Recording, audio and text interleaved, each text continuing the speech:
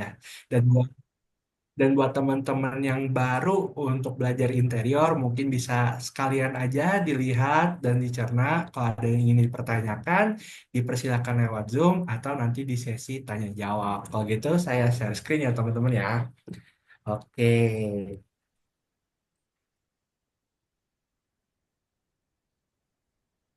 oke, teman-teman boleh dikonfirmasi apakah udah terlihat ininya teman-teman? Coba kita lihat ya. Oke, sudah ya teman-teman. Oke, sebentar ya, kita loading sebentar. Ada masalah koneksi. Oke, tidak bisa ya. Coba ulang lagi ya. Coba. Oke, kalau sekarang udah kelihatan ya teman-teman ya. Coba kita geser-geser. Siap. Oke. Nah, kita mulai dari yang pertama dulu teman-teman. Oke.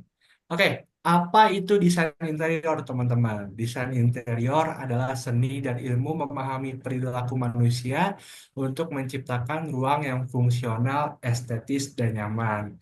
Nah, teman-teman juga sering dengar gak sih ada profesi yang namanya dekorator?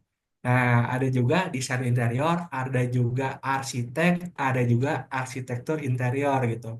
Kurang lebih profesi-profesi itu mirip-mirip ya. Dia berhubungan dengan ruangan.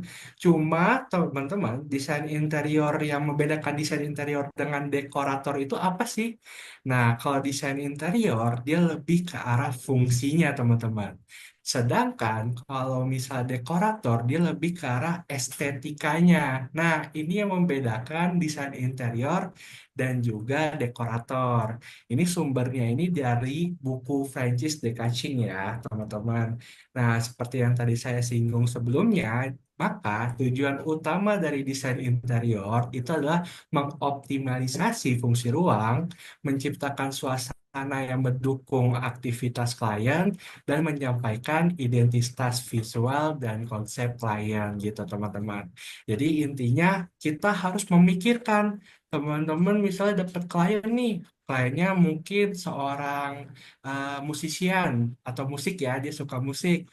Berarti kira-kira apa sih ruangan yang bagus buat interior? Misalnya kita aplikasikan soundproof atau misalnya kita aplikasikan beberapa material yang mendukung dalam membuat studi rekamannya gitu. Atau misalnya teman-teman dapat klien misalnya suka bekerja di office ya, maksudnya office virtual office ya, suka Zoom gitu.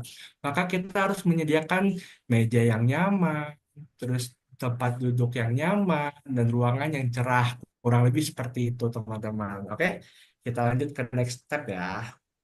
Oke, jadi ini yang saya singgung sebelumnya, referensi buku desain interior itu ada beberapa ya. Ini yang sering dipakai sama orang-orang desain interior, yaitu ada Space Planning dari William M. Pena, lalu ada yang kedua dari Neufert Data Fourth Edition, dan juga yang terakhir yang sering dipakai adalah Francis de Cacing. Oke, kita lanjut ya. Nah, jadi di sesi kali ini kurang lebih nanti ada materinya seperti ini teman-teman. Jadi teman-teman bisa ngeliat nih ada elemen pembentuk interior, 6 prinsip desain, teori ergonomi dan antropometri, lalu ada tahapan mendesain interior, analisis, programming, dan latihan buat besok ya. Nah, teman-teman mungkin bakal bosan buat dengerin teori, cuman ada yang menarik nih. Mungkin menariknya itu agak di akhir-akhir ya. Jadi tetap didengar. Kalau misalnya ada yang ingin ditanyakan, boleh ya lewat chat ya. Siap. Kita lihat dulu ya. Oke, elemen pembentuk interior. Nah, teman-teman, seperti yang kita tahu ya, interior itu hanya berhubungan, bukan hanya ya, maksudnya sering berhubungan dengan ini teman-teman.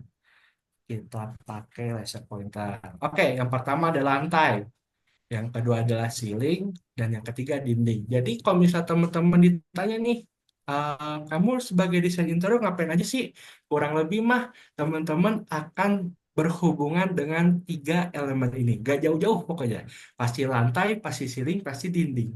Jadi teman-teman antara membuat dindingnya lebih luas atau misalnya lebih dapat bisa dibuka tutup atau misalnya ceilingnya kita pakai drop ceiling atau lantainya kita bikin split level itu tugasnya interior. Jadi nggak berjauh-jauh dari tiga elemen pembentuk interior ini gitu.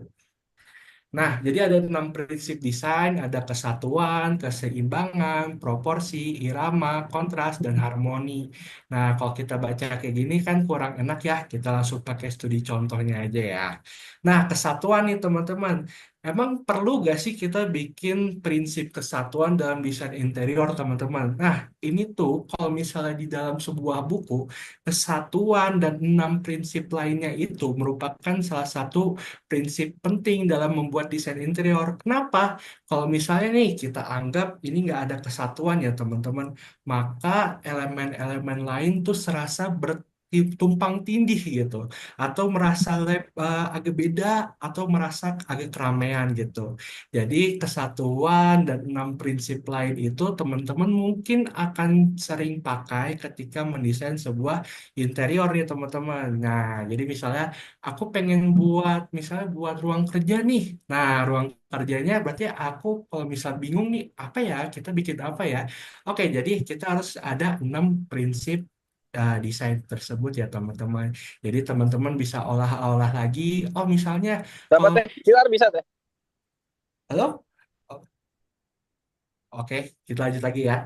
Nah, kalau misalnya kursinya berwarna biru, berarti mejanya juga memiliki warna yang hampir mirip, misalnya seperti itu. Atau misalnya elemen-elemen di interior itu kotak-kotak nih, maka semuanya kalau bisa mendekati kotak-kotak, biar apa? Menjaga kesatuan. Jadi ketika kita masuk dan merasakan suasananya, itu kurang lebih sangat nyaman untuk dilihat teman-teman karena tidak bertabrakan, tidak saling tumpang tindih, dan juga tidak keramaian. Kurang lebih begitu ya.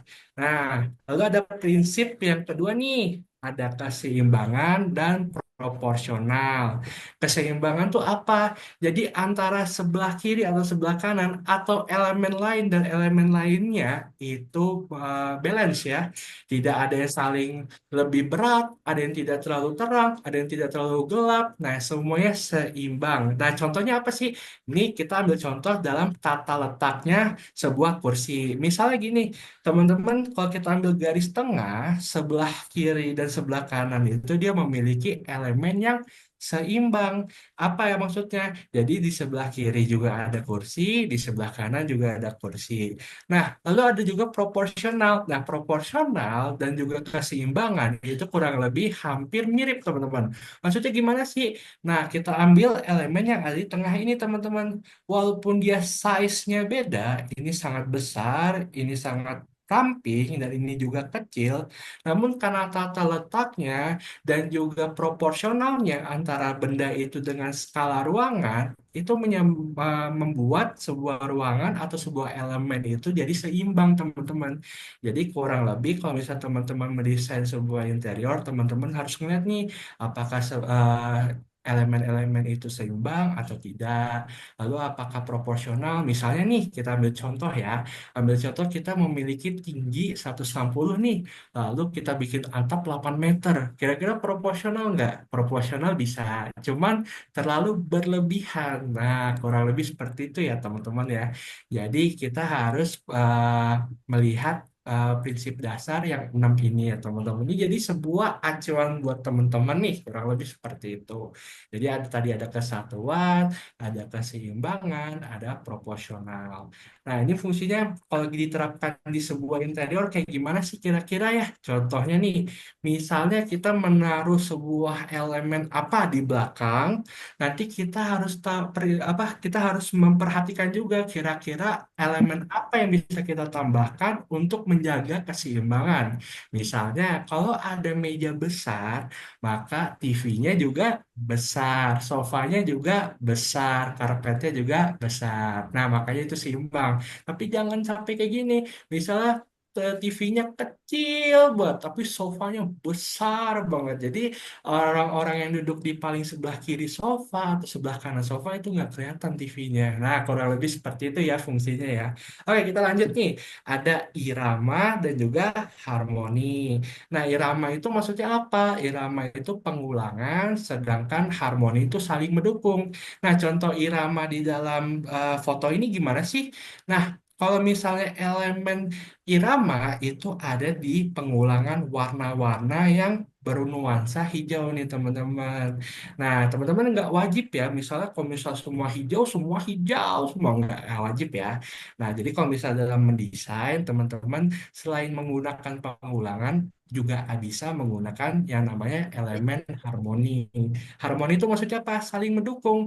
Karena ini rata-rata hijau, nah dinding hijau, lalu ada bantal luar berwarna hijau. Elemen mendukungnya apa sih? Karena hijau itu identik dengan alam, maka elemen pendukungnya adalah warna kayu. Makanya di sini ada elemen-elemen kayu yang dipakai seperti di dinding sini dan di rak, lalu ada di dinding sebelah sini dan juga ada di lantai. Ini pakai parket atau vinil ya, teman-teman. Nah, itu fungsinya jadi saling mendukung sehingga dalam ruangan itu terasa balance dan juga saling mendukung nih, teman-teman. Kita tidak terasa, oh ini terlalu berat nih, bisa terlalu keramaian atau misal terlalu pusing jadinya karena berantakan gitu kesannya. Tapi teman-teman kalau misalnya ingin memunculkan sesuatu, misal teman-teman yang ada desainer yang mempunyai apa idealis lah, kurang lebih begitu. Teman-teman ingin memunculkan sesuatu yang berbeda dari suatu orangan. Nah, itu juga ada teorinya, teman-teman. Namanya point of interest. Nah, atau kontras ya, teman-teman. Jadi, teman-teman ada yang ingin di-highlight dari sebuah interiornya nih. Kurang lebih seperti contoh ini, teman-teman ingin meng-highlight sebuah ruangan berwarna kuning di belakang ini, teman-teman. Ini juga bisa diterapkan dimanapun, teman-teman. Misalnya, teman-teman mendesain sebuah office nih, sebuah office, atau misal kita seperti contoh aja deh, kita mendesain sebuah rumah. Elemen point of interest-nya apa? Misalnya ada elemen berwarna biru di belakang meja TV, itu it's okay. Tapi teman-teman harap juga melihat 6 prinsip yang sebelumnya ya, kurang lebih jangan sampai point of interest ini mengganggu suasana ruangan teman-teman sehingga klien teman-teman merasa tidak nyaman gitu. Jadi teman-teman harus uh, mempelajari atau misalnya mengerti apa sih yang klien mau, apa yang klien tidak mau, dan teman-teman juga berikan masukan dalam pandangan desain interior. Kurang lebih begitu ya, itu ada 6 prinsip desain. Lalu kita masuk nih, nah ini benar-benar teori di desain interior. Teman-teman mungkin dari arsitek juga sudah familiar ya, aku belum tahu apa udah familiar atau belum. Dan buat teman-teman yang masih baru mulai, jadi di dalam interior itu sangat bolak-balik nih. Kita kalau misalnya mendesain sesuatu, klien memiliki sesuatu, kita harus balik lagi ke teori ergonomi dan antropometri. Nah, ini dua elemen atau dua teori yang membangun sebuah desain interior itu menjadi ruangan yang nyaman gitu, kurang lebih begitu. Maksudnya teori ergonomi apa? Teman-teman nanti mungkin bisa lihat di website atau di Google atau bisa lewat chat GPT is oke ya. Cuman kalau kini kita hanya teori sebatas teori yang kita lewatkan saja ya. Kurang lebih teman-teman wajib tahu tapi tidak perlu teman-teman pelajari lebih lanjut ya gitu. Cuman teman-teman wajib tahu sebelum mendesain interior. Nah, kurang lebih ada teori ergonomi dan antropometri. Ergonomi itu berkaitan dengan kenyamanan. Misalnya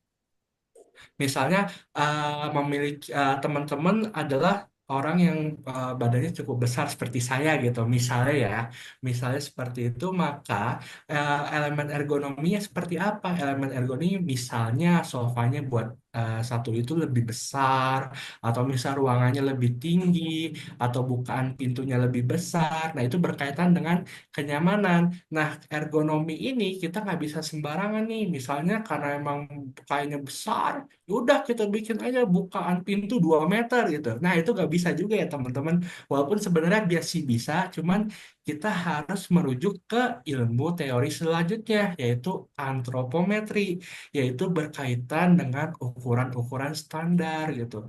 Kurang lebih kayak gini misalnya, tinggi kursi berapa sih standarnya? Ada di 40 cm. Atau misalnya lebar pintu untuk kamar mandi lebarnya berapa sih? 70 cm. Kenapa kayak gitu? Nah, nanti kita akan bahas ya sedikit-sedikit. Jadi kurang lebih ergonomi itu berkaitan dengan kenyamanan, entah suasana ruang, terus ke elemen cahaya, atau misalnya kepadatan ruang, misalnya sofanya lebih besar atau kecil, itu kurang lebih kenyamanan ya. Sedangkan antropometrinya seperti teknisnya gitu. Jadi teknisnya misalnya untuk ketinggian itu berapa senti, lalu untuk lebar berapa senti. Nah, itu kurang lebih ada di dua ilmu ini. Jadi seorang desain interior itu nggak bisa sembarangan untuk mendesain sesuatu, teman-teman. Selain harus memiliki dasar yang kuat, teman-teman juga harus memperhatikan siapa klien teman-teman. Apakah klien teman-teman adalah lansia, atau misalnya orang tua yang baru mempunyai anak, itu beda-beda, teman-teman. Ya, kurang lebih gitu ya. Kenapa kita belajar di sesi pertama ini belajar teori, kurang lebih teman-teman mempunyai bekal nih untuk besok hari itu teman-teman kita akan membuat sebuah desain interior dengan studi case yang hampir nyata. Ada kliennya, ada sifatnya, ada pekerjaannya. Jadi teman-teman harus memperhatikan nih, oh pekerjaan kliennya adalah apa nih? Atau misalnya ada berapa orang di rumah. Nah, kurang lebih teman-teman akan berpacu pada dua teori ini nanti ya. Kurang lebih seperti itu. Nah, ini kurang lebih seperti ini nih teman-teman. Kita ganti ya jadi pen. Oke. Nah, misalnya seperti ini nih. Ini yang dimaksud dengan ergonomi dan antropometri. Nah, teman-teman dari dua gambar ini, kenapa yang ini dibilang salah dan yang ini dibilang benar? Kira-kira teman-teman bisa lihat gak? Jadi, kenapa ini dibilang salah dan tidak bagus, ya? Sedangkan ini dibilang oke, itu ada di letaknya di sini, teman-teman. Nah, oke? Di sini. Maksudnya apa? Jadi ketika membuka pintu, nah, buka pintu ini ya, teman-teman nggak bisa membuka pintu secara maksimal. Kenapa? Karena ada meja makan. Nah, kurang lebih begitu ya. Jadi kenapa kita sebagai desain interior harus memikirkan hal sekecil apapun. Misal seperti ini, kita nggak bisa membuka secara full. Sedangkan di gambar yang sebelahnya, ini kita bisa membuka secara full. Ini kayak seperti layout ya. Ini layout dari atas. Anggaplah ini denah yang kita lihat dari atas. Itu kurang lebih seperti ini teman-teman. Nah, kurang lebih begitu. Lalu yang ini kenapa yang ini salah, yang ini benar? Nah, berpacu pada teori ergonomi dan antropometri. Nah, di sini udah ada kelihatannya ada tulisan-tulisannya. Misalnya ini 500 itu maksudnya 500 milimeter ya atau 50 senti. Oke? Nah, maksudnya kenapa sih yang ini itu dibilang oke sama Yeokun 2021, sedangkan yang ini dibilang tidak oke? Itu ada jawabannya ada di sebelah sini teman-teman. Nah, ini ini yang pertama mejanya dan yang kedua sofanya. Maksudnya gimana? Kita hapus dulu ya biar nggak bingung teman-teman. Oke, kita hapus dulu. Oke, kita ganti jadi pen lagi. Nah, maksudnya apa? Nah, kalau kita kembali ke 6 prinsip desain tadi barusan itu ada namanya proporsional kan. Nah, teman-teman harus tahu di sini sebuah sofa memiliki panjang 2,6 meter. Nah, berarti bisa dibilang sangat lebar. Sedangkan mejanya itu cuma 1 meter. Nah, maksudnya apa sih? Nah, jadi teman-teman, kalau ada orang yang duduk di sebelah sini ya, itu dia tidak dapat meja yang, maksudnya kalau bisa menaruh sebuah benda, dia tidak dapat untuk menaruh benda tersebut. Kenapa? Karena mejanya tidak menyampai kapasitas sebelah kiri dan sebelah kanannya gitu. Kurang lebih tidak cukup lah, tidak cukup lebar untuk menyamai lebarnya kursi. Nah, sedangkan kursi sofa ya maksudnya yang di bawah itu dibilang proporsional dengan oleh si Yukun. Kenapa? Karena antara lebar meja dan lebar sofa itu memiliki lebar yang hampir setara gitu. Nah, jadi selisihnya mungkin di sini cuman 400 atau 40 cm. Sedangkan ini selisihnya ada di 1,6 meter. Nah, jadi kurang lebih makanya ada ilmu yang barusan saya jelaskan, ada prinsip proporsional, ada keseimbangan. Gunanya buat seperti ini, teman-teman.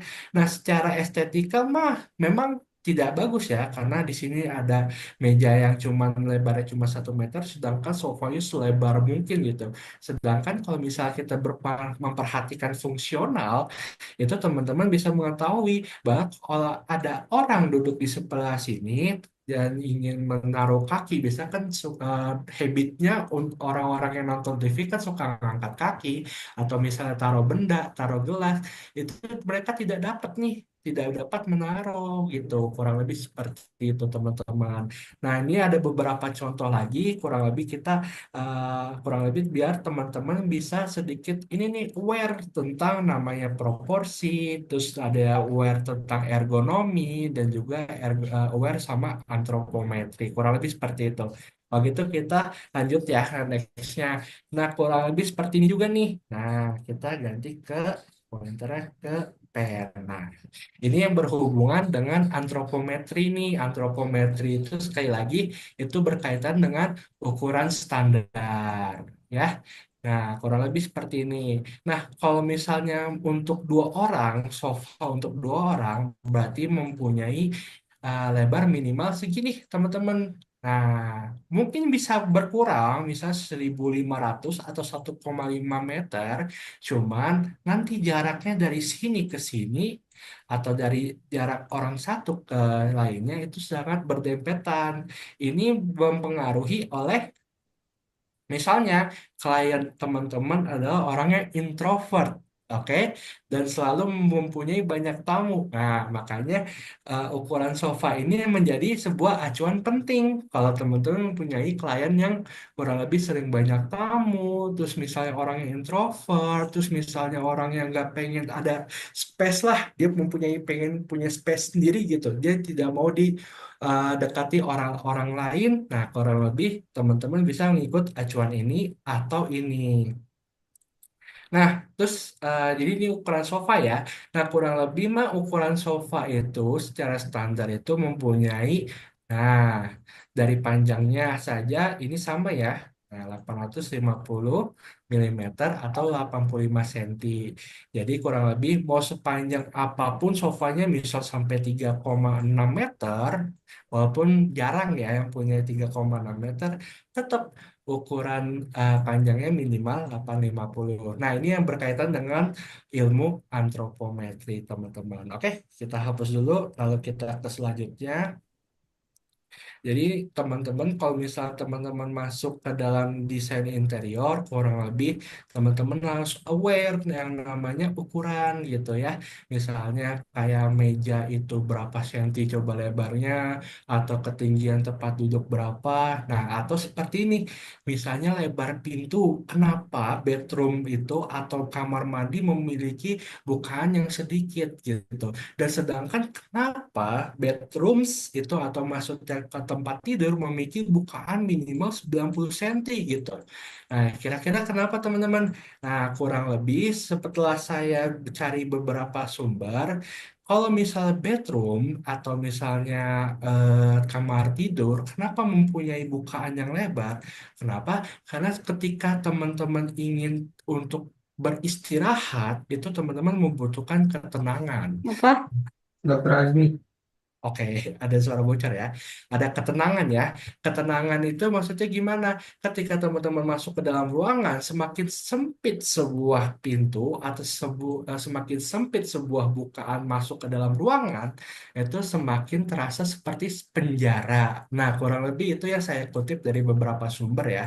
Jadi, semakin kecil sebuah pintu, sorry, penjara. Nah, semakin kecil sebuah pintu, maka semakin terasa sulit untuk kaburnya, kurang lebih seperti itu. Ada beberapa yang menyatakan tersebut.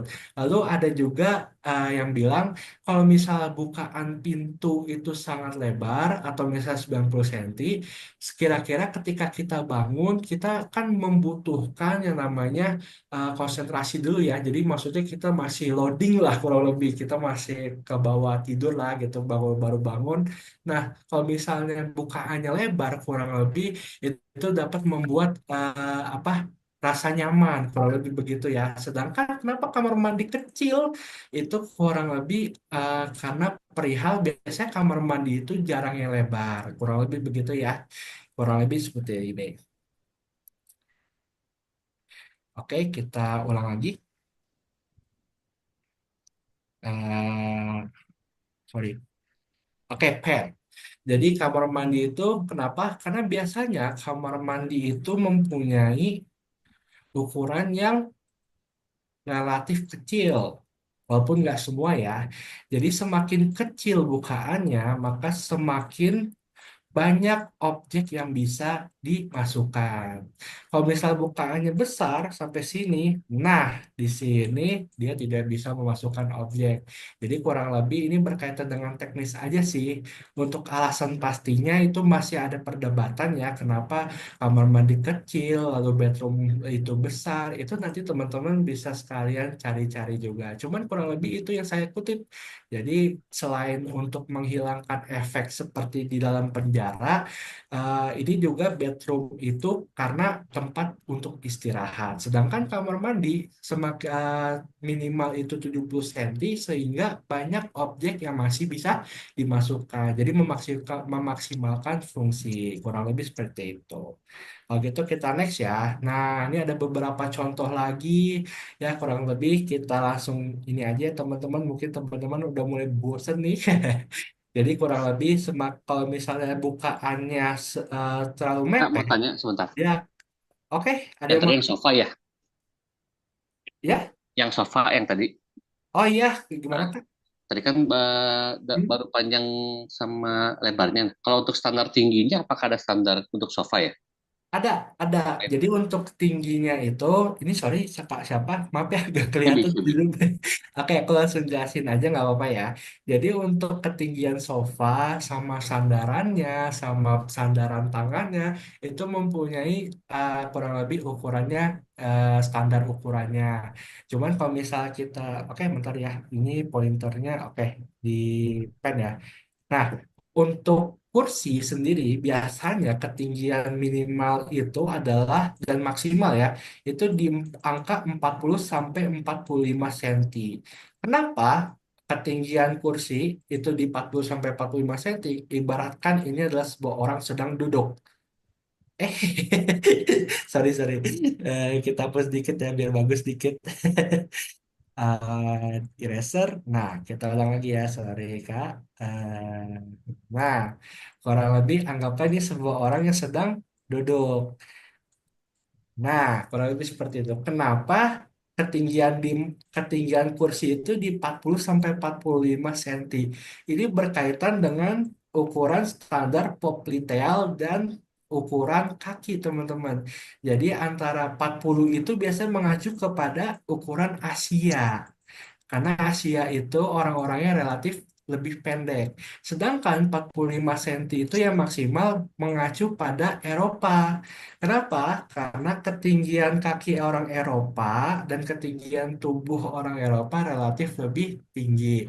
Begitu juga untuk senderan tangan, teman-teman. Senderan tangan. Berarti ketinggiannya senderan tangan itu ada di angka, ini bisa nanti bisa dikoreksi ya, di angka 60 sampai 70. Sorry, 50 sampai 60 cm. Nah, kurang lebih begitu. Jadi ini untuk ketinggian standar untuk senderan tangan. Begitu juga sampai senderannya, terus derajat ininya itu semua ada di ilmu antropometri. Kurang lebih begitu. Kira-kira aman Kak yang tadi nanya? Ya, aman. Oke, jadi Sambil mau kurang lebih. nambahin, Kak Tirin, Oh, oh, udah. Ada yang mau ditanyakan mungkin sekalian nanya gitu. mau nambahin Kak Tirin. Boleh, boleh, emang nggak? Nah, kalau untuk masalah hitung-hitungan gini, teman-teman, nanti kita akan share juga buku ya, yang Newford. Kita share ke Betul. teman-teman nanti ya. Jadi di situ ada detail standar-standar ya, Kak Tirin ya. Ya, benar-benar. Seperti itu. Oke, jadi ada pertanyaan dari Kak Putri Suci Kurnia. Kak, ada perbedaan nggak untuk kebutuhan pribadi dan publik? Nah, kurang lebih, teman-teman, maksudnya ini apakah ketinggian atau misal ukuran itu berbeda kalau misal untuk fasilitas publik dan juga fasilitas untuk pribadi? Nah, ini nanti ada dibagi dua, teman-teman. Untuk publik itu dia mengacu kepada seluruh orang. Sedangkan, sorry, seluruh orang. Berarti maksudnya ada orang, kita anggap ya, ada orang yang sehat, lalu tingginya sekitar sekian, berat badan sekian, ada juga difabilitas, ada juga kursi yang memakai kursi roda atau tidak bisa duduk dengan nyaman, itu kita masuk ke dalam area publik. Sedangkan untuk yang dibilang pribadi, itu juga ada teman-teman. Nah, untuk pribadi ini kurang lebih referensinya itu dapat didapat dari publik, cuman mengacu pada klien kita. Misalnya klien kita memiliki ketinggian nih, kurang lebih ya, kurang lebih misalnya ketinggian orangnya ini di 160. Nah, teman-teman, kalau misalnya teman-teman ingin membuat sebuah furniture yang kurang lebih nyaman untuk ketinggian seorang 160 cm, itu teman-teman bisa menggunakan ukuran sendiri atau ukuran pribadi gitu. Kurang lebih begitu. Jadi bedanya apa? Bedanya kalau publik itu mengacu kepada semua orang, sedangkan pribadi itu lebih ke arah spesifik. Siapa yang teman-teman ingin ukur, siapa teman-teman yang siapa klien yang ingin teman-teman rencanakan. Jadi lebih spesifik atau lebih terperinci lah kurang lebih. Oke, izin tanya, bisa dijelasin nggak arti bukaan pintu sama bukaan jendela? Saya suka bingung melihatnya. Oke, kita di next slide ya. Nah, kurang lebih ini ada tulisan bukaan pintu ya. Jadi teman-teman misalnya kita bikin gambar-gambar ya. Nah, kalau untuk bukaan pintu seperti ini, berarti anggaplah ini sebuah pintu, oke, sebuah pintu yang arah bukanya ke arah sini teman-teman. Nah, kurang lebih seperti itu ya. Arah bukanya seperti ini. Sedangkan kalau jendela itu notasinya seperti ini teman-teman. Ini misalnya kita anggaplah dinding ya. Oke. Nah, ini kalau misalnya di denah tuh nanti kayak gini. Nah, kurang lebih nanti jendela itu seperti ini. Nah, cara membedakannya gimana? Nah, kalau pintu itu dia mempunyai arah buka. Lalu yang kedua, dia selalu memiliki biasanya di sini bolong teman-teman. Oke, di sini bolong ya. Jadi kalau misalnya teman-teman lihat denah, nah kayak gini. Atau kita cari contoh ya nanti mungkin di setelah sesi ini ya. Jadi sini harusnya bolong teman-teman. Nah, coba kita ini ya. Geser. Nah, harusnya kayak gini teman-teman. Sedangkan kalau jendela itu biasanya dia itu tetap ada sambungannya. Nah, berarti dia ada sambungan tidak bolong. Kalau ini kan bolong ya. Kalau ini ada tetap sambungannya. Nah, kalau misalnya jendelanya seperti ini tandanya apa? Tandanya ini jendela geser. Oke, sedangkan kalau ada jendela seperti ini, coba ya.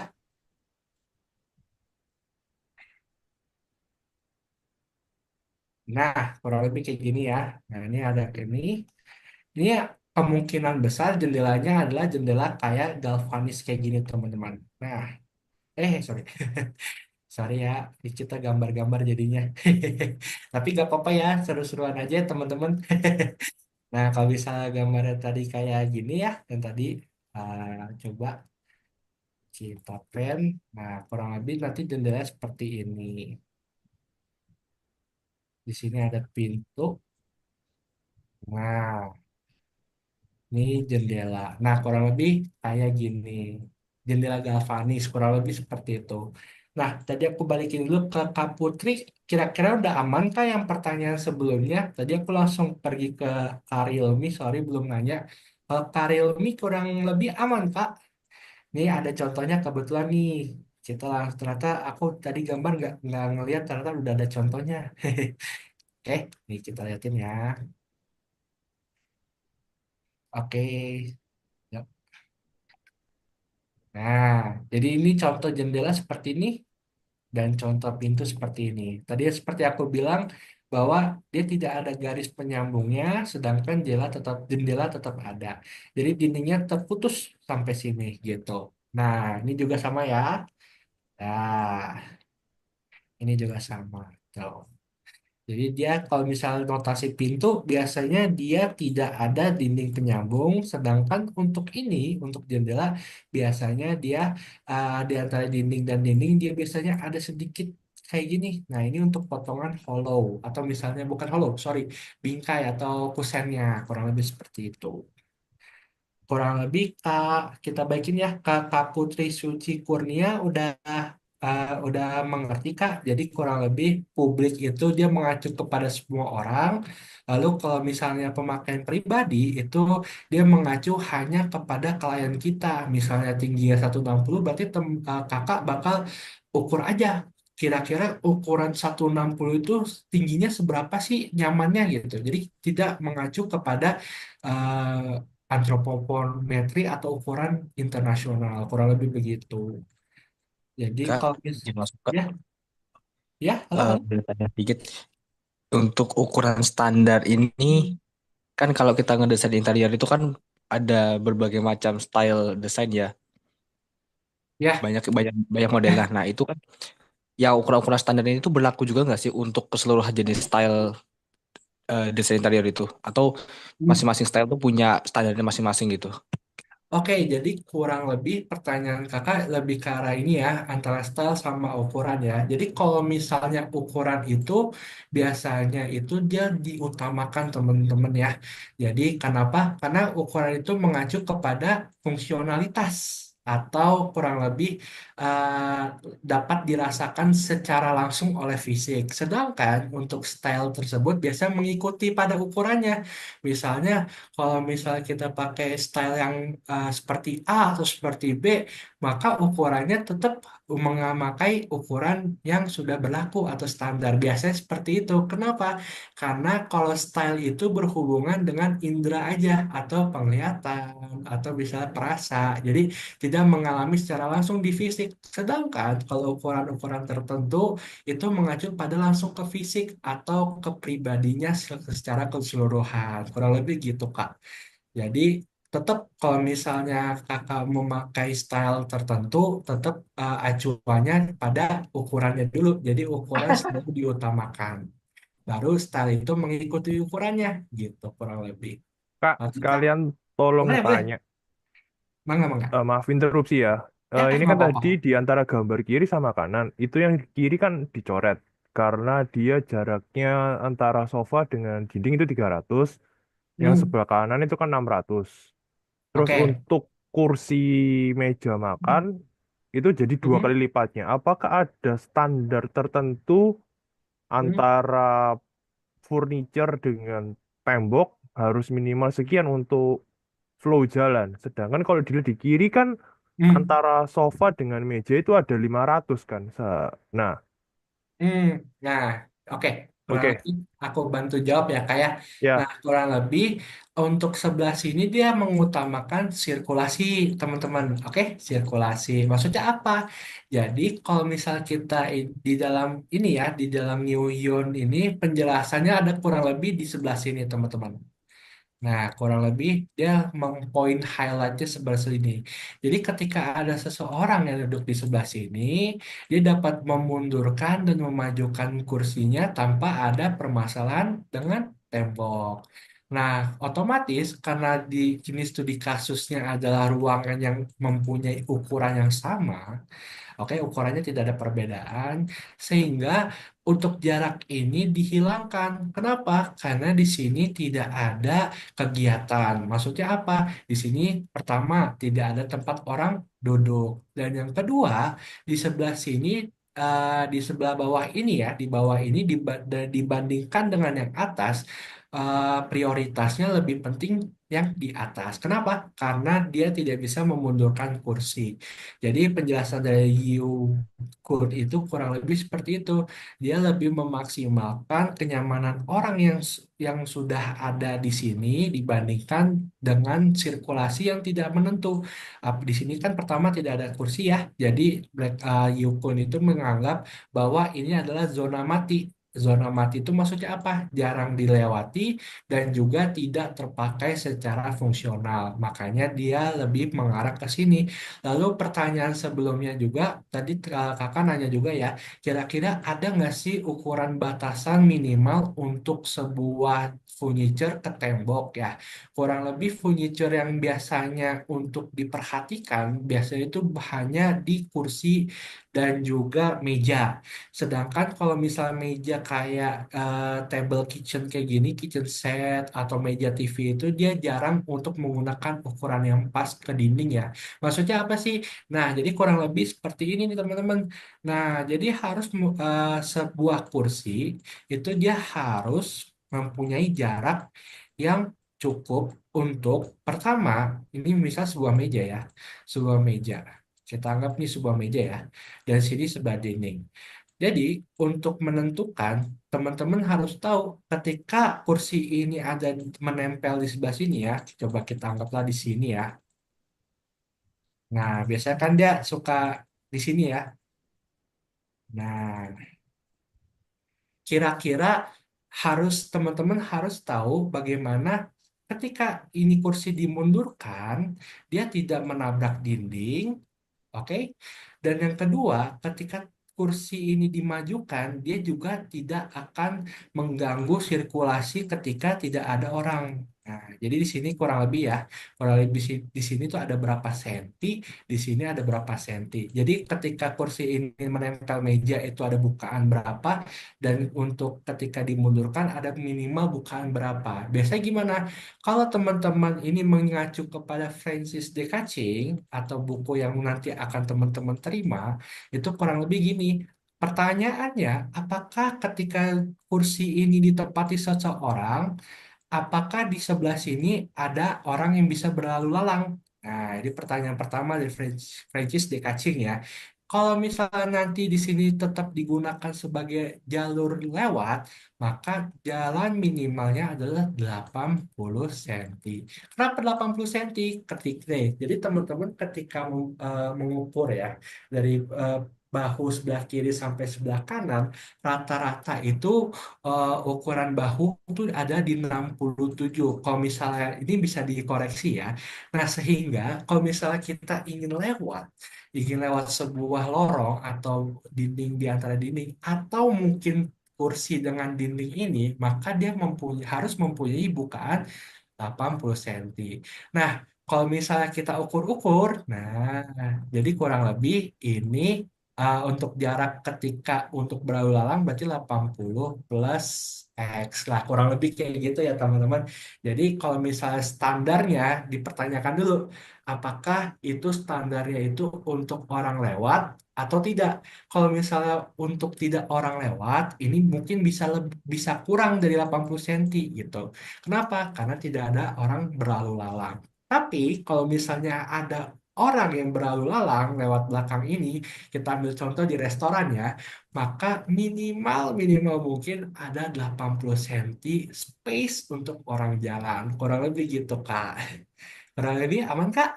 Pertanyaannya? Aman Kak, sama maaf sekalian nambah. Kalau Boleh, untuk boleh. pintu itu sebaiknya arahnya masuk ke dalam ruangan atau ke luar ruangan ya? Apa Untuk itu, Kak? arah bukan pintu, daun pintu. Oke, oke, oke. Jadi, kalau Terima misal kasih. Oke, sama-sama Kak. Oke, jadi untuk bukaan pintu itu tergantung dengan fungsinya ya. Fungsinya. Biasanya kalau di kamar mandi itu selalu ke dalam. Nah, kenapa ke dalam? Karena biasa di kamar mandi ini dengan ruangan luar itu ada split level atau ada naik turun sebuah lantai. Jadi misalnya di sini ada -2 cm ya. Kenapa? Fungsinya buat apa? Jadi ketika ada air, dia nggak naik. airnya nggak bakal naik. Nah, biasanya ada ketinggian ya, ada ketinggian di kamar mandi itu ada perbedaan 2 cm atau 5 cm gitu ya. Makanya pintu itu selalu masuk ke dalam. Nah, gitu ya. Jadi supaya air tidak keluar dan juga untuk menanggulangi adanya speed level. Sedangkan untuk biasanya juga dalam sebuah ruangan tersebut biasanya juga untuk bukaan itu ya, bukaan misal bedroom, living room itu selalu ke dalam. Kenapa ke dalam? Karena ketika kita masuk ruangan yang kita ini, kalau misalnya ini ya, kalau misalnya secara psikologi ruang, ketika kita masuk kita tidak perlu mundur. Nah, ketika kita buka pintu itu kita nggak perlu mundur. Nah, kita langsung masuk ke dalam ruangan. Sedangkan kalau misalnya pembukaan pintu keluar itu biasanya ada di beberapa tempat. Nah, ini tergantung apa sih? Tergantung kepada fungsinya. Nah, cuman kalau misalnya kita ambil secara studi kasus kita saat ini, biasanya kamar mandi itu masuk, living room itu masuk, teman-teman. Nah, kurang lebih gitu. Kurang lebih saya bisa jelasin sih apa fungsi-fungsinya apa aja sih yang kalau misal pintu ke arah masuk tuh biasa ruangan apa, kalau misal pintu keluar ruangan apa, cuman mengacunya kepada kurang lebih fungsinya aja sih gitu. Nah, tadi sekali lagi karena ada perbedaan fungsi level, terus kira-kira ketika kita buka pintu kita perlu mundur gak gitu, kurang lebih gitu ya. Secara teori mungkin masih ada gitu.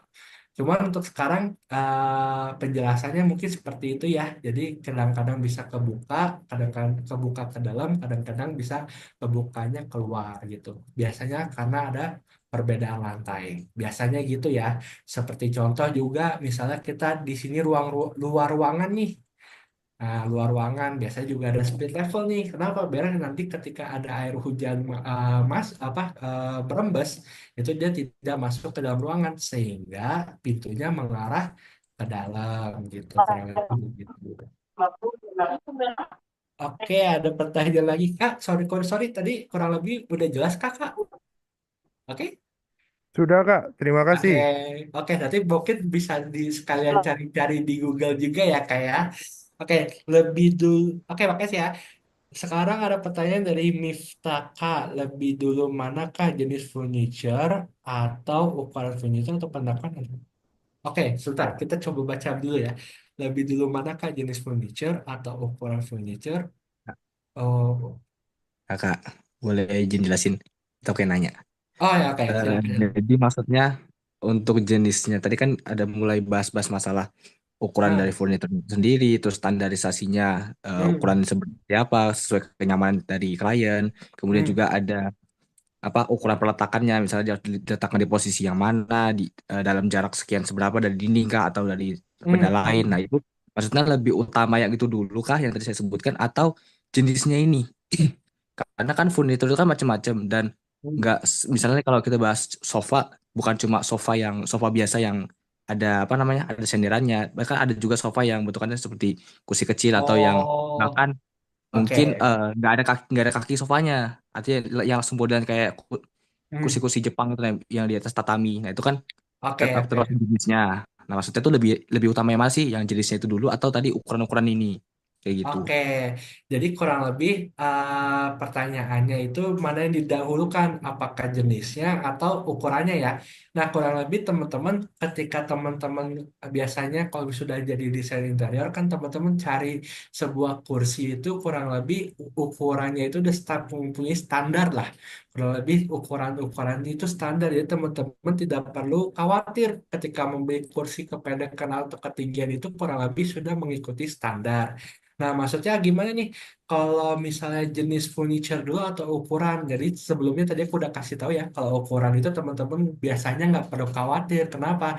Karena orang-orang furniture atau yang mempunyai workshop furniture itu dia memakai ukuran yang memang standar. Jadi teman-teman nggak perlu khawatir tentang ukuran. Jangan-jangan ketinggian, jangan-jangan kekurangan, jangan-jangan di dekor rumah itu tingginya segimana. Nggak perlu khawatir ya. Karena mereka itu juga mengikuti standar antropometri. Sedangkan kalau misalnya pertanyaannya lebih dulu mana Kak jenisnya itu? Nah, Maksudnya gimana sih? Nah, jadi teman-teman, nanti aku sebenarnya bakal jelasin di beberapa slide terakhir. Jadi nanti ada prosesnya. Teman-teman, kenapa sih bisa memilih jenis jenis sofa, misalnya satu type, satu seater, dua seater, tiga seater, kenapa gitu? Kurang lebih nanti aku jelasin.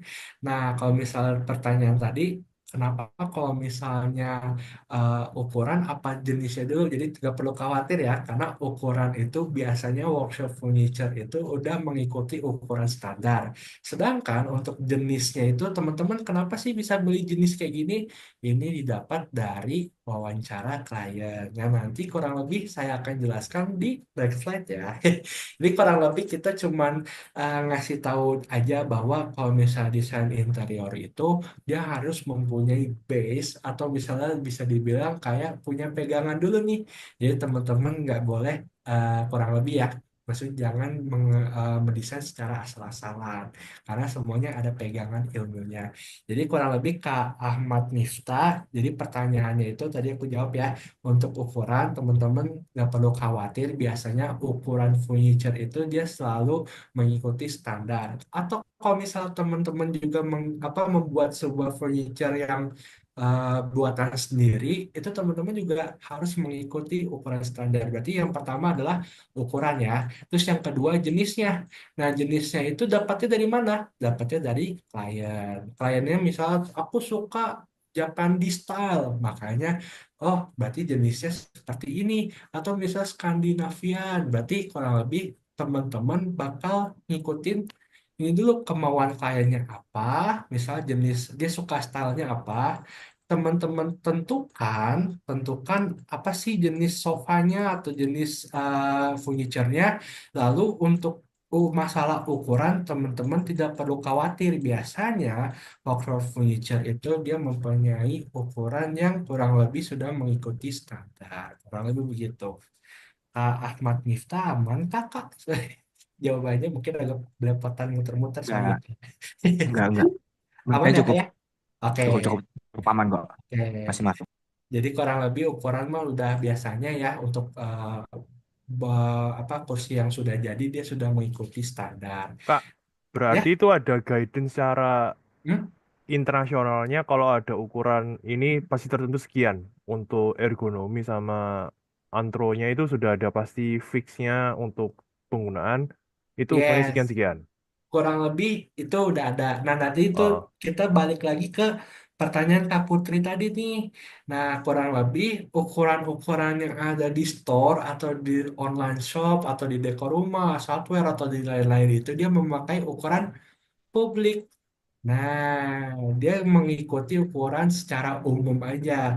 Tapi kalau teman-teman ingin nih kurang lebih teman-teman mempunyai klien yang kurang lebih mempunyai fisik yang sedikit berbeda pada umumnya. Ketinggian misalnya 140 cm.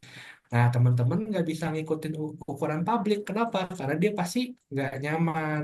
Nah, disinilah teman-teman berperan sebagai desain interior. Misalnya teman-teman bakal mengecek kira-kira kaki si klien ini berapa sih, tingginya berapa.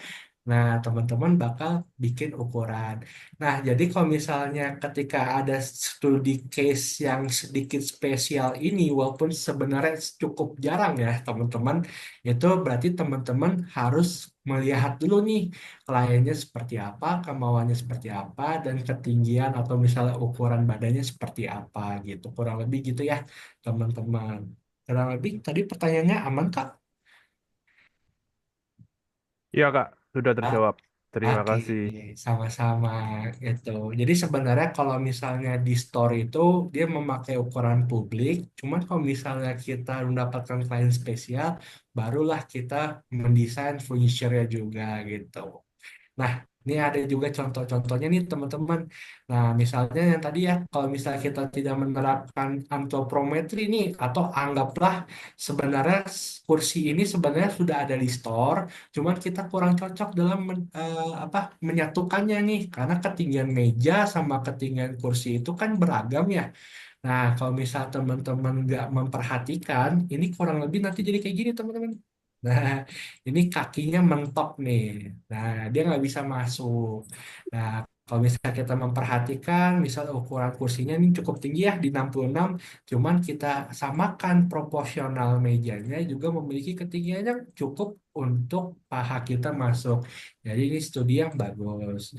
Nah, kurang lebih seperti ini ya. Ini jadi kayak tampak meja ya. Ini meja di apa di dari hadap kiri lah kurang lebih gitu ya. Buat teman-teman yang kurang paham, nah ini kurang lebih kayak gini ya. Soalnya kadang-kadang kita ngeliat buku itu, nah kurang lebih kayak gini lah. Ini ada meja, nah ini kurang lebih tampak sampingnya lah. Nah ini juga berlaku ergonomi dan antropometri ini sampai ke dapur teman-teman. Dapur, nah ini contohnya dapur ya. Ini sink, ini kompor. Nah kenapa ini dibilang jelek? Kenapa? Karena cuman lebarnya di 60 cm. Nah, jadi, nah kalau mempunyai lebar 60 cm, teman-teman hanya bisa menghadap satu arah doang gitu. Dan kalau misalnya untuk berbalik arah cukup sempit ya. Kenapa? Sebenarnya kan putar kan gampang nih. Ada putar kan. Tapi kan ingat teman-teman ketika di dapur, teman-teman nggak memutarkan badan sendiri. Cuman kadang-kadang membawa, misalnya bawa wajan atau misal ada bawa barang, itu harus perhitungkan teman-teman. Makanya untuk ukuran minimal biasanya di angka 1,5 meter sehingga teman-teman misalnya nih di sini teman-teman cuci piring nih. Nah, bawa piring untuk beloknya misal di syarat kulkas ini lebih gampang. Kenapa? Karena spesial lebih besar. Jadi resiko kecelakaan di dalam dapur itu bisa ditanggulangi sama teman-teman. Nah, terus yang kedua, selebar ini tuh bagusnya untuk apa? Untuk bekerjanya dua orang. Nah, kurang lebih gitu ya. Jadi pentingnya kita melek sama antropometri sama ergonomi kurang lebih untuk menjaga klien kita tidak terjadi sesuatu yang tidak menyenangkan, teman-teman gitu. Jadi kita teman-teman bisa ngukur-ngukur lah. Jadi kurang lebih ingat ya, kalau misalnya lebar bahu itu ada di 67 cm, berarti minimal lorong, minimal itu 80 cm gitu kan. Kurang lebih gitu ya teman-teman. Jadi teman-teman semoga ketika teman-teman apa melihat Zoom ini, teman-teman jadi kurang lebih melek sama ukuran. Kurang lebih gitu ya. Nah, kita next lagi ya ini karena kita berulang-berulang aja, jadi contoh seru-seruan. Ternyata teman-teman lumayan aktif, sering bertanya, jadi enak juga nih kita ngajar ya. Oke, nah akhirnya kita masuk nih ke dalam tahapan desain interior. Nah, tadi kan ada yang bertanya ya, kurang lebih jenisnya dulu, ukurannya dulu, stylenya dulu, itu kurang lebih gimana sih gitu. Kita lanjut ya. Nah, jadi sebelum yang tadi itu kan teori ya, teori pegangan nih. Oh, teman-teman udah punya pegangan bahwa kalau misalnya desain interior itu harus memperhatikan kenyamanan klien dulu, lalu juga ukuran standar diikutin. Nah, kurang lebih gitu. Sekarang kita mulai menganalisis lagi nih. Makanya desain interior itu, apalagi arsitektur itu ya, arsitektur itu pekerjaan yang sangat memakai otak lah, kurang lebih gitu. Makanya aku selalu salut sama orang-orang arsitek lah. Dia bisa memikirkan sebegitu kompleksnya, apalagi juga desain interior gitu. Jadi aku cukup apresiasi teman-teman yang bersemangat untuk belajar interior nih, kurang lebih kayak gitu. Nah, jadi ini ada analisis lokasi ya. Nah, nanti analisis lokasi, yang ada cahaya matahari, arah angin, musim, vegetasi, dan sebagainya. Ini maksudnya buat apa? Apa kaitan sama interior? Kan interior di dalam ruangan doang. Kenapa kita membahas-bahas itu? Nah, kita jelaskan di slide selanjutnya ya. Nah, ini kurang lebih ada bocoran buat tugas teman-teman besok. Nah, ini kurang lebih layoutnya ya. Katopan nggak apa-apa ya, kita bocorin dikit aja ya, kayak. Silakan, Catherine. Aman ya. Aman. Ada yang langsung trauma lihat analisis lokasi.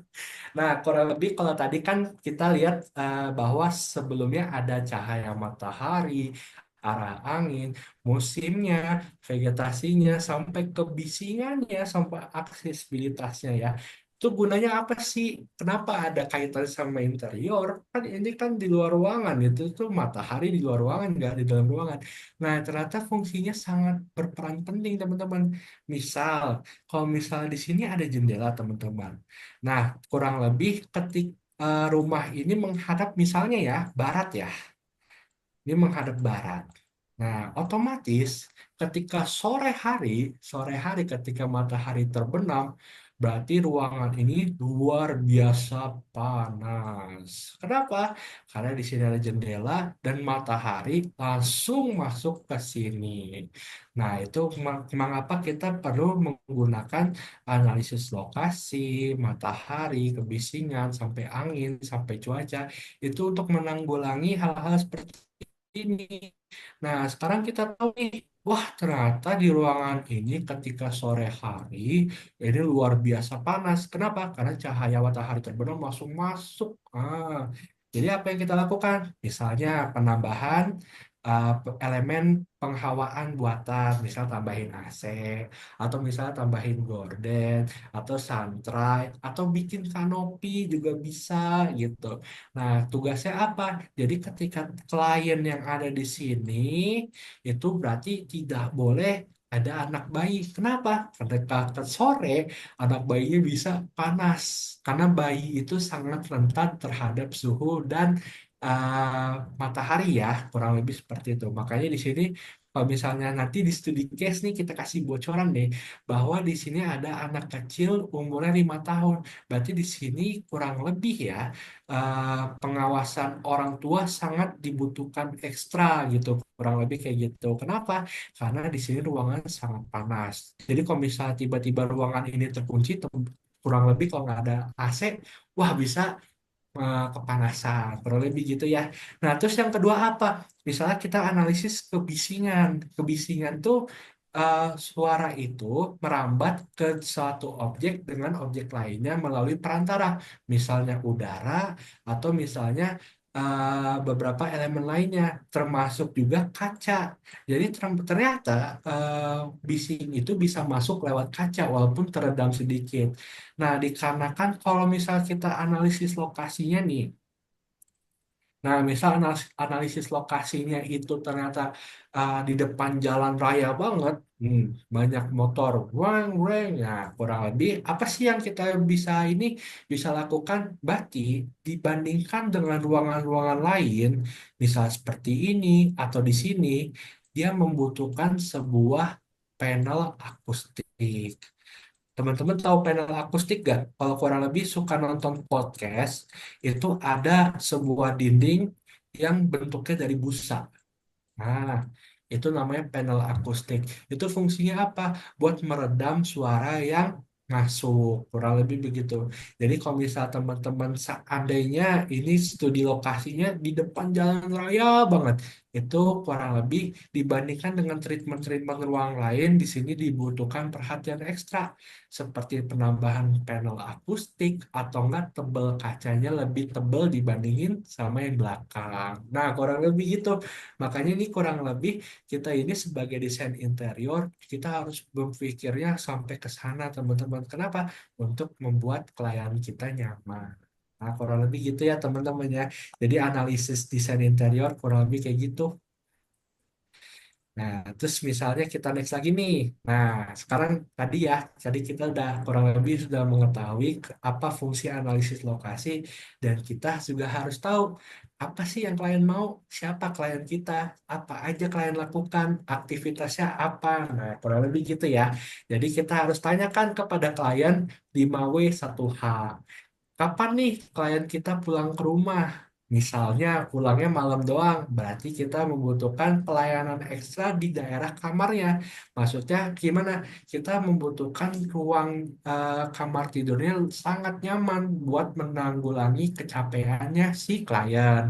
Atau misal apa pekerjaan klien? Misal YouTuber, berarti kita tambahkan apa? Misal panel akustik, terus LED yang gemilang atau bagaimana? Atau misalnya pekerjaan klien kita misalnya seorang guru, berarti kita harus membuat sebuah rak buku atau misal file-file dokumen untuk menunjang aktivitasnya si klien. Nah, kurang lebih teman-teman akan berputar selalu kepada 5W1H ini dan subjeknya itu selalu ke klien teman-teman. Nah, kurang lebih gitu. Nah, kurang lebih aku kasih bocoran, bukan bocoran sih, kurang lebih ini kayak apa sih yang biasanya pertanyaan yang muncul ketika desain interior mewawancarai si klien. Misalnya siapa aja yang tinggal, misalnya ada ibu, anak, dan ayah. Nah, anaknya berapa tahun umurnya?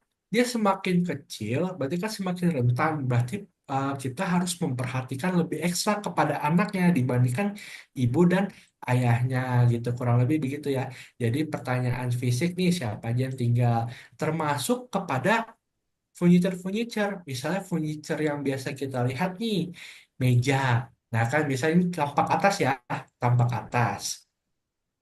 Nah, jadi kalau misalnya kita lihat dari atas meja kan kotak kayak gini ya. Karena ini anak kecilnya umurnya 5 tahun misalnya. Berarti kan 5 tahun tuh pas banget nih sama pinggiran meja ya. Nah, kurang lebih kayak gini ya. Nah, ini mejanya, kita anggaplah ini meja. Nah, berarti kan jidatnya ini atau kepalanya ini sangat rentan kepada ujung meja. Berarti apa yang kita lakukan sebagai desain interior adalah membuat fillet. Fillet itu maksudnya lengkungan. Nah, kayak gini. Atau kita memakai karet atau memakai HPL yang kurang lebih menetralisir ketika ada terjadinya kecelakaan. Nah, ini maksudnya desain interior harus bertanya.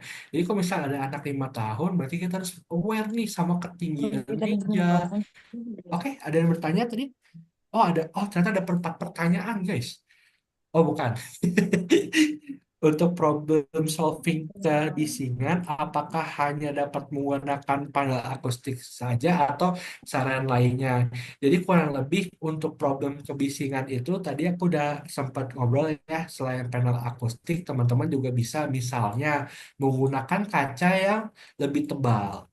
Nah, kurang lebih begitu kalau misalnya ada kaca atau misalnya di sela-sela pintu itu biasanya ada kayak karet-karet gitu kan ya. Berarti bukan, sorry, bukan di pintu, di kaca itu yang misalnya aluminium itu kan ada ini misalnya kaca ya. Dan di sini kan biasa ada silen-silennya ya, silen-silennya bisa gunakan itu juga, kurang lebih begitu. Tapi yang paling ampuh biasanya memang ya panel akustik, kurang lebih gitu, karena dia sangat meredam untuk suara di sini. Oke, ada yang pertanyaan? Maaf, suaranya kekecilan. Aziz ya? Halo, halo, halo, Mankah? Mungkin suara lewat ya, suara lewat. Oke, kita langsung aja nih, karena sudah sedikit nih waktunya. Nah, jadi fisik itu berkaitan apa? Jadi pertanyaan fisik ini nanti akan menghasilkan apa antropometri yang harus kita gunakan. Nah, misalnya kita memakai antropometri buat untuk anak kecil. Nah, jadi antropometri itu ada standar ukuran yang dikhususkan lagi. Misalnya untuk mobil, misalnya lebar mobil berapa, ketinggian mobil minimal berapa, sampai juga ke subjektif. Misalnya orang lansia itu umur 80 sampai 90 tahun dengan cacat dia apa, itu ada antropometrinya khusus buat subjek tertentu, termasuk juga anak kecil untuk 5 tahun, batita, balita, bahkan anak SD juga ada ukuran standarnya. Jadi kurang lebih teman-teman rajin-rajin aja melihat di Google. Kurang lebih gitu ya. Atau membaca buku yang kurang lebih akan SketchUp berikan, yaitu Neuvert ya. Nah, kalau misal psikologi ini apa nih? Nah, kalau tadi fisik itu berkaitan dengan yang namanya antropometri, kalau psikologi berkaitan dengan ergonominya. Misalnya, apa nih warna favoritnya? Berarti ini menentukan kepada stylenya.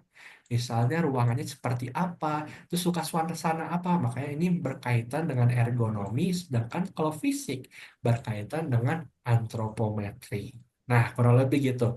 Nah, ini ada programming. Nah, ini dikit lagi kok kita bakal selesai ya. Oh, ada pertanyaan ternyata. Kak, mau tanya, misal punya klien banyak kebutuhan dan kita memberikan problem solvingnya atas problemnya. Namun juga, oke, ternyata terbatas terhadap dana. Oke, jadi gini teman-teman. Untuk problem seperti ini juga sering terjadi ya sebagai desain interior atau ini. Jadi kurang lebih prioritasnya itu adalah ketika punya klien yang banyak maunya, cuman ternyata dananya berkurang, kok prioritas sih? Oke, prioritas ya. Prioritasnya apa? Berarti ke arah fungsinya dulu. Jadi teman-teman ya abaikan estetika, abaikan dekorasi. Pastikan teman-teman wajibkan fungsinya dulu. Apakah fungsinya dapat menunjang si klien ataukah tidak. Jadi teman-teman kalau bisa bertemu dengan klien-klien seperti ini, teman-teman pastikan di nomor satu kan, yaitu adalah fungsinya. Baru yang keduanya adalah kebutuhan sekundernya seperti elemen-elemen dekoratif atau misalnya yang tidak terlalu penting berhubungan dengan estetika itu masuknya ke sekunder. Sedangkan untuk primer itu hanya di fungsi aja gitu. Kurang lebih gitu ya teman-teman. Jadi teman-teman harus junjung tinggi fungsinya gitu. Fungsinya ini untuk memberikan kenyamanan gitu, bukan memberikan sebuah instastory yang bagus. Nah, kurang lebih kayak gitu ya. Jadi pastikan utamakan kenyamanan. Nah, jadi ini ada contoh-contoh nih. Jadi kalau bisa bikin programming, orang lebih mah orang arsitek, yang teman-teman arsitek udah pada ngerti ya. Jadi ada analisa kebutuhan. Misalnya nih, ada ruangan. Ini contohnya ya. Kebetulan ini contoh ya, example nih. Kurang lebih example. Nah, sifatnya apa? Publik. Berarti kan bisa, semua orang bisa lewat kan. Berarti ada tamu dan staf bisa lewat. Nah, kurang lebih nanti teman-teman setelah teman-teman sudah wawancara, teman-teman akan buat sebuah tabel. Kalau misalnya teman-teman ini ya ingin menekuni profesi interior, teman-teman akan buat tabel yang kurang lebih seperti ini. Jadi ada jenisnya, apakah ini eh, prioritas sekunder ataukah primer, siapa aja sih yang boleh masuk, aktivitasnya apa, fasilitasnya apa, terus juga ada nggak studi presidennya, kurang lebih gitu. Nah, juga di interior mungkin yang arsitek juga lebih ngerti juga nih ada bubble diagram. Jadi kurang lebih ini gimana sih bubble diagram itu adalah salah satu elemen dalam programming yang menentukan kira-kira bagaimana flow orang lewat gitu. Jadi misalnya publik nih, orang ke publik itu dia bisa ke semi private, cuman dia nggak bisa langsung ke private. Nah, kurang lebih gitu ya. Bubble diagram ini untuk mengatasi yang namanya orang nyelonong. Nah, kurang lebih gitu ya. Dan juga merupakan analisis kira-kira apa sih fungsi-fungsi dari sebuah sebuah ruangan-ruangan yang ada yang menyangkut pada fungsi ruang, aktivitas, dan kapasitas. Gitu ya. Jadi contoh bubble diagram seperti ini. Lalu juga ada zoning blocking. Nah, teman-teman nggak perlu khawatir. Ini cuma contoh ya. Ini contoh, contoh, contoh. Jadi teman-teman nggak perlu khawatir. Teman-teman bakal buat ini nggak. Cuman teman-teman perlu tahu bahwa tahapan mendesain itu kurang lebih nanti akan bertemu dengan tabel kebutuhan ruang, terus ada analisis bubble diagram, nanti juga ada zoning blocking. Nah, kurang lebih gitu. Dan juga ada matriks juga nih. Nah, maksudnya gimana nih? Jadi kalau staff dan storage itu dia berwarna abu-abu, berarti dia deketan. Kalau storage dengan VIP room, dia tidak terlalu jauh. Storage dengan highlight produk, dia jauh. Nah, kurang lebih cara bacanya gitu ya untuk matriks. Nah, teman-teman sekali lagi nggak perlu khawatir karena ini cuma contoh aja. Jadi kalau bisa teman-teman memang ingin menekuni sebuah profesi desain interior atau arsitek, teman-teman mungkin akan akrab dengan nih matrix, zoning, bubble sama misalnya kebutuhan ruang. Termasuk juga flow pengunjung. Nah, tapi karena kita studinya rumah tinggal, jadi kurang lebih jadi seperti ini. Nah, ini rumah tinggal nih maupun rumah tinggal, maupun sebuah hotel, maupun sebuah retail shop. Ini kurang lebih kita harus menganalisa yang namanya lokasi, kebutuhan ruang, kebutuhan furniture, suasana, sampai keamanan. Nah, ini maksudnya apa? Jadi pertanyaan teman-teman yang teman-teman tanyakan kepada klien, teman-teman harus merujuk kepada analisa-analisa ini sehingga teman-teman mengetahui jawaban-jawaban yang kurang lebih akan dijawab oleh klien. Nah, habis teman-teman mendapatkan jawaban analisa lokasi bisa dari klien, bisa juga dari observasi. Nah, jadi gitu ya. Jadi teman-teman fungsi wawancara itu akan menemukan apa aja nih analisa-analisa ini gitu. Jadi selain tanya jawab sama klien, teman-teman juga harus observasi langsung. Oke, kita lanjut ya. Nah, ini kurang lebih ini benar-benar contoh untuk tes besok ya, tugas besok. Jadi kurang lebih aku udah buat salah satu contoh ya. Jadi ini nanti rumah tinggalnya seperti ini teman-teman. Nah, ini kita kasih bocoran dikit aja ya, Kak Topan, sorry ya. Nanti kurang lebih SketchUp bakal mengirimkan file 3D-nya, SketchUp ya. Jadi teman-teman akan mendapatkan sebuah studi kasus nanti yang akan aku bahas ya. Nah, kurang lebih teman-teman nanti akan menganalisa nih kira-kira karena di sini biasanya tempat kamar berarti private, misalnya di sini bisa, tamu bisa lewat berarti public. Cuman di sini area dapur berarti orang tamu itu bisa masuk cuman nggak sembarangan, berarti keluarga dekat aja. Jadi ini fungsi zoning blocking ini buat apa sih? Nah, ini untuk menetralisir bahwa ketika ada orang yang tidak dikenal bisa masuk sembarangan pada ruangan tertentu. Nah, fungsinya begitu teman-teman. Jadi teman-teman bisa melihat nih kurang lebih kalau area sini berarti area yang terjaga, berarti hanya keluarga inti yang boleh masuk. Sedangkan area sini merupakan area yang cukup umum ketika tamu orang yang sudah masuk. Gitu. Jadi ringkasan materi seperti ini ya. Jadi kalau lebih kalau misalnya teman-teman jadi desain interior, teman-teman deal dulu kliennya. Atau misalnya klien menghubungi teman-teman, terus teman-teman ini kamu ya, aku kenal dari orang atau aku lihat dari Instagram kamu desain interior ya gitu. Aku boleh tanya-tanya nggak? Jadi ini masuknya ke dalam deal-dealan klien atau klien menghubungi teman-teman. Nanti ada survei dan lokasi, lalu juga ada wawancara yang seperti tadi kita bilang, barulah programming. Jadi teman-teman setelah wawancara udah panjang lebar teman-teman tanyakan, teman-teman buatlah programming hasil dari wawancara tersebut. Nah, ketika teman-teman sudah dapat data nih, jadi kalau misalnya ini data mentah, kurang lebih data mentah ya, karena kan pertanyaan jawaban. Nah, jadi kurang lebih wawancara itu hasilnya adalah data mentah, programming itu adalah data yang sudah teman-teman olah. Olah buat apa? Olah untuk membuat 3D. Nah, 3D ini fungsinya buat apa sih? Maksudnya skematik itu buat apa? Kurang lebih namanya skematik ya. Kurang lebih untuk menampilkan ke klien. eh, Pak, suka nggak sama desain ini? Ini saya dapat dari wawancara kemarin. Kenapa? Karena Bapak aktivitasnya ini dan ini, jadi saya membuat ruangan misalnya ya, office-nya gede, sedangkan ruang kamar tidur gede, di lantai satu ada kamar mandi, ini ngikutin wawancara Bapak loh. Nah, biasanya di sini, klien biasanya udah mulai ke gambar. Oh, rumah saya kurang lebih kayak gini. Oh, maksudnya di dalam interior rumah saya kurang lebih keren juga ya.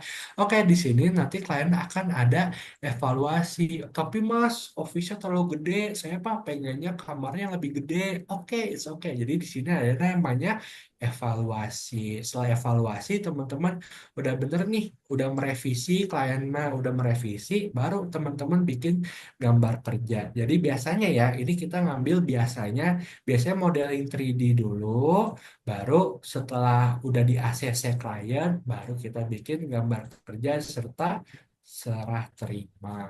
Nah, kurang lebih begitu ya. Jadi dari tadi kita kumur-kumur bahas-bahas itu mah kurang lebih ini intinya nih.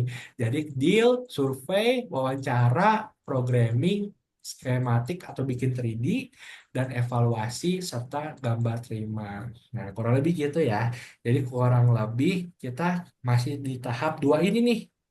Hari ini kita masih tahap dua ini dan besok kita masuk ke dalam sini skematik dan modeling 3D. Oke, jadi ada pertanyaan nih. Oh, Matrix. Oke, ada yang Kak Aruni nih. Oh, ternyata ada ini. Ada yang bikin flashback mata kuliah. Iya, ternyata interior dan arsitektur mirip-mirip ya, kurang lebih. Cuman mungkin kalau menurut aku arsitektur lebih susah kayaknya ya. karena dia lebih kompleks. Nah, teman-teman, sebelum kita masuk, nah kita udah mulai masuk latihan nih.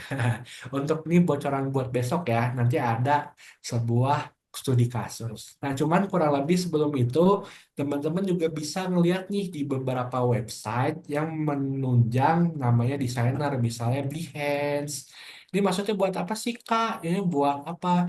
Ini buat kalau misalnya teman-teman bingung ketika mendesain, teman-teman bisa ngeliat referensi dari seorang arsitek atau interior design yang sudah mengupload portofolionya. Jadi kurang lebih ada dari Behance, terus ada Art Daily, yang biasanya juga sering orang pakai juga Pinterest. Jadi selain Pinterest, teman-teman bisa menggunakan Behance, Art Daily dari website, atau misalnya dari Instagram nih. Ini Instagram ya, ini salah satunya namanya Brick Visual. Kalau misalnya teman-teman suka, atau yang teman-teman tahu kayak kun-kun visual tuh dari Indonesia juga bisa. Jadi kurang lebih di Instagram juga ada, dan di LinkedIn juga ada. Fungsinya apa? Teman-teman bisa mencari referensi nih. Oh, ternyata trending saat ini tuh kayak gini gitu kan. Terus bisa, oh ternyata bisa ya ruangan diganti seperti ini. Nah, teman-teman, ini referensinya ya. Kurang lebih sebenarnya masih banyak, cuman ini yang sangat populer orang desainer interior atau arsitek gunakan. Nah, sekarang latihan. Nah, ini buat besok. Ataupun bolehkah kita lanjut ke ini, ke latih apa, briefing ini udah boleh di-spill kah? Boleh di-spill? Boleh, boleh banget, Catherine. Oke, Silakan. jadi buat besok teman-teman, sekarang kan kita cuma teori doang nih, kita nggak buka SketchUp sama sekali, padahal ini webinar SketchUp kan. Jadi kurang lebih pengerjaannya buat besok. Nah, sekarang ini cuma pembekalan nih, sehingga ketika teman-teman mendesain untuk besok itu, teman-teman udah ada bekal hari ini. Nah, kurang lebih ini nih ada tugas. Tugasnya adalah dari rumah yang ini, teman-teman harus mendesain kurang lebih menunjang kebutuhan ini, orang ini. Jadi ada keluarga terdiri dari 3 orang. Satu, ayah umur 35 tahun, ibu umur 33 tahun, dan satu anak laki-laki berumur 5 tahun. Tadi aku udah spill ya. Jadi gunanya antropometri, kenapa sih kita belajar teori bukannya langsung SketchUp aja gitu kan? Jadi ini, jadi pembekalan nih teman-teman. Jadi teman-teman harus aware sama ketinggian meja misalnya, atau misalnya bentuk-bentuk meja. Bentuk meja kan biasanya kotak gini ya. Tapi karena ini tuh anak kecil sangat rentan, jadi buatlah lebih dinamis, atau misalnya seperti ini cuma contoh ya, bukan berarti teman-teman harus terapkan ya, karena sekali lagi desainer itu bisa bebas berekspresi. Oke teman-teman, jadi teman-teman memang bebas, cuman kurang lebih ada pembekalan nih, enaknya teman-teman udah mengetahui bahwa ukuran-ukuran itu sangat penting, terus juga menyangkut sebagai ergonomi, antropometri, itu ternyata ada ilmu-ilmunya ya. Jadi teman-teman ketika mendesain nggak bisa, udah nggak asal-asalan lagi nih. Teman-teman udah ada, oh aku udah ada bekal nih. Nah kurang lebih ke gitu. Nah sekarang tantangannya nih, kalau ini kan biasa ya, kita mau bikin rumah aja gampang kan, ada 3 orang. Cuman tantangannya apa? Ternyata ayahnya ini dia seorang desainer grafis yang suka WFH. Nah, ini tantangan nih. Berarti apa? Kebutuhannya selain, kalau ini kita udah tahu ya, berarti harus ada 2 kamar tidur. Ini kita kasih paduan aja ya, tapi kurang lebih teman-teman mah bisa eksplorisasi. Maksudnya eksplorisasi gimana? Misalnya nih, karena umurnya masih 5 tahun, ya udah tidurnya bareng orang tua aja. Nah, kan, bisa begitu. Tapi kalau misalnya teman-teman punya idealis, misalnya bakal ada 3 orang, berarti minimal harus punya 2 kamar gitu. Bisa. Jadi kurang lebih teman-teman bebas bereksplorasi ya gitu. Nah, kurang lebih tantangannya di sini. Berarti di sini harus ada ruangan yang mendukung ketika ayahnya koordinasi nih. Berarti kan anak, namanya anak kecil kan berisik nih. Berarti dia harus punya ruangan tersendiri yang kurang lebih ketika dia bekerja WFH tidak akan diganggu. Nah, kurang lebih gitu ya. Jadi dia seorang desainer grafis dan ibunya juga animator freelance. Jadi kurang lebih kalau freelance itu ya teman-teman, freelance itu dia nggak setiap hari teman-teman. Dia apa yang penting ada yang namanya sorry. Pokoknya dia ada yang sistemnya per jam, freelance-nya itu work hour, ada juga by milestone. Milestone ya. Milestone itu maksudnya apa? Jadi kalau misalnya sebulan itu harus selesai aja. Kurang lebih begitu. Jadi kurang lebih ada yang fleksibel, ada yang nggak fleksibel. Kurang lebih begitu. Cuman teman-teman bisa nih analisa freelance seperti apa. Yang penting mah ayahnya bisa WFH. Lalu ayah dan ibu punya hobi bermusik. Nah, mungkin teman-teman bisa sediakan akustik atau audio atau bebas lah. Ayah dan ibu suka dengan hal-hal yang etnik dan hippies dan vintage. Nah, kurang lebih teman-teman berarti penggayaannya mengarah ke sini. Lalu anak suka bermain dan aktif. Berarti kurang lebih ini merupakan sebuah tantangan bagi ayahnya. Berarti anaknya berisik. Nah, teman kurang lebih anak-anaknya itu mempunyai ruangan yang kurang lebih bisa bermain. Jadi harus punya space yang cukup untuk anak-anaknya bermain. Lalu ada butuh tempat untuk berkumpul bersama di tengah kesibukan mereka, berarti adanya ruang keluarga gitu. Nah, kurang lebih kayak gini ya layoutnya ini udah jadi. Dan nanti SketchUp Indonesia akan mengirimkan ke teman-teman. Nah, jadi teman-teman bisa explore nih. Nah, kurang lebih di sini kamar mandi. Nah, jadi nanti kurang lebih teknisnya mah kita ngobrol sama Kak Topan ya. Nah, ini ada di sini ya. Oke, kurang lebih saya berikan ke Kak Topan, tapi sebelum berikan kayaknya ada pertanyaan nih. Oke, ternyata sudah jam 9 ya, maaf teman-teman, ternyata kelebihan sedikit. Kak ada referensi nggak biar kita tahu update material saat ini apa? Nah ini Kak Sekar Miranti, kurang lebih referensinya itu yang tadi aku kirim ya, teman-teman. Nah jadi kurang lebih teman-teman bisa ikut sama ini nih, Behance, Art Daily, dan Pinterest maupun LinkedIn atau portofolio di Instagram. Jadi teman-teman bisa aware sama trending saat ini. Biasanya teman-teman bisa ngeliat dari Art Daily nih. Art Daily itu adalah sebuah website yang suka upload karya-karya desainer nih. Jadi dia apa kalau misalnya teman-teman ingin menemukan trending, teman-teman bisa ngikutin Art Daily atau nge-Behance gitu ya untuk Kak Sekar. Lalu Kak ada bisa sumber kebisingan dari arah barat rumah. Apakah pemakaian panel akustik cukup dipasang di dinding yang barat saja? Ya Kak, bisa seperti itu ya. Bisa kalau misalnya elemen bisingnya di sini. Ini misalnya sebuah ruangan ya. Elemen bising di sini. Kakak bisa terapkan di sebelah sini saja atau bisa di sebelah sini dan sini. Kalau sini nggak perlu. Nah, kurang lebih gitu. Jadi cuman kalau misalnya secara logika atau secara teori, kakak cukup yang ke arah sini aja. Kurang lebih begitu ya. Jadi dia perambatannya kurang lebih dia bakal masukin lewat sini tetap bocor, cuman dia akan keredam secara maksimal dari daerah barat. Nah, kurang lebih gitu gitu. Cuman kalau lebih bagusnya, namanya suara itu kan dia bergelombang ya, jadi dia bisa masuk lewat mana aja.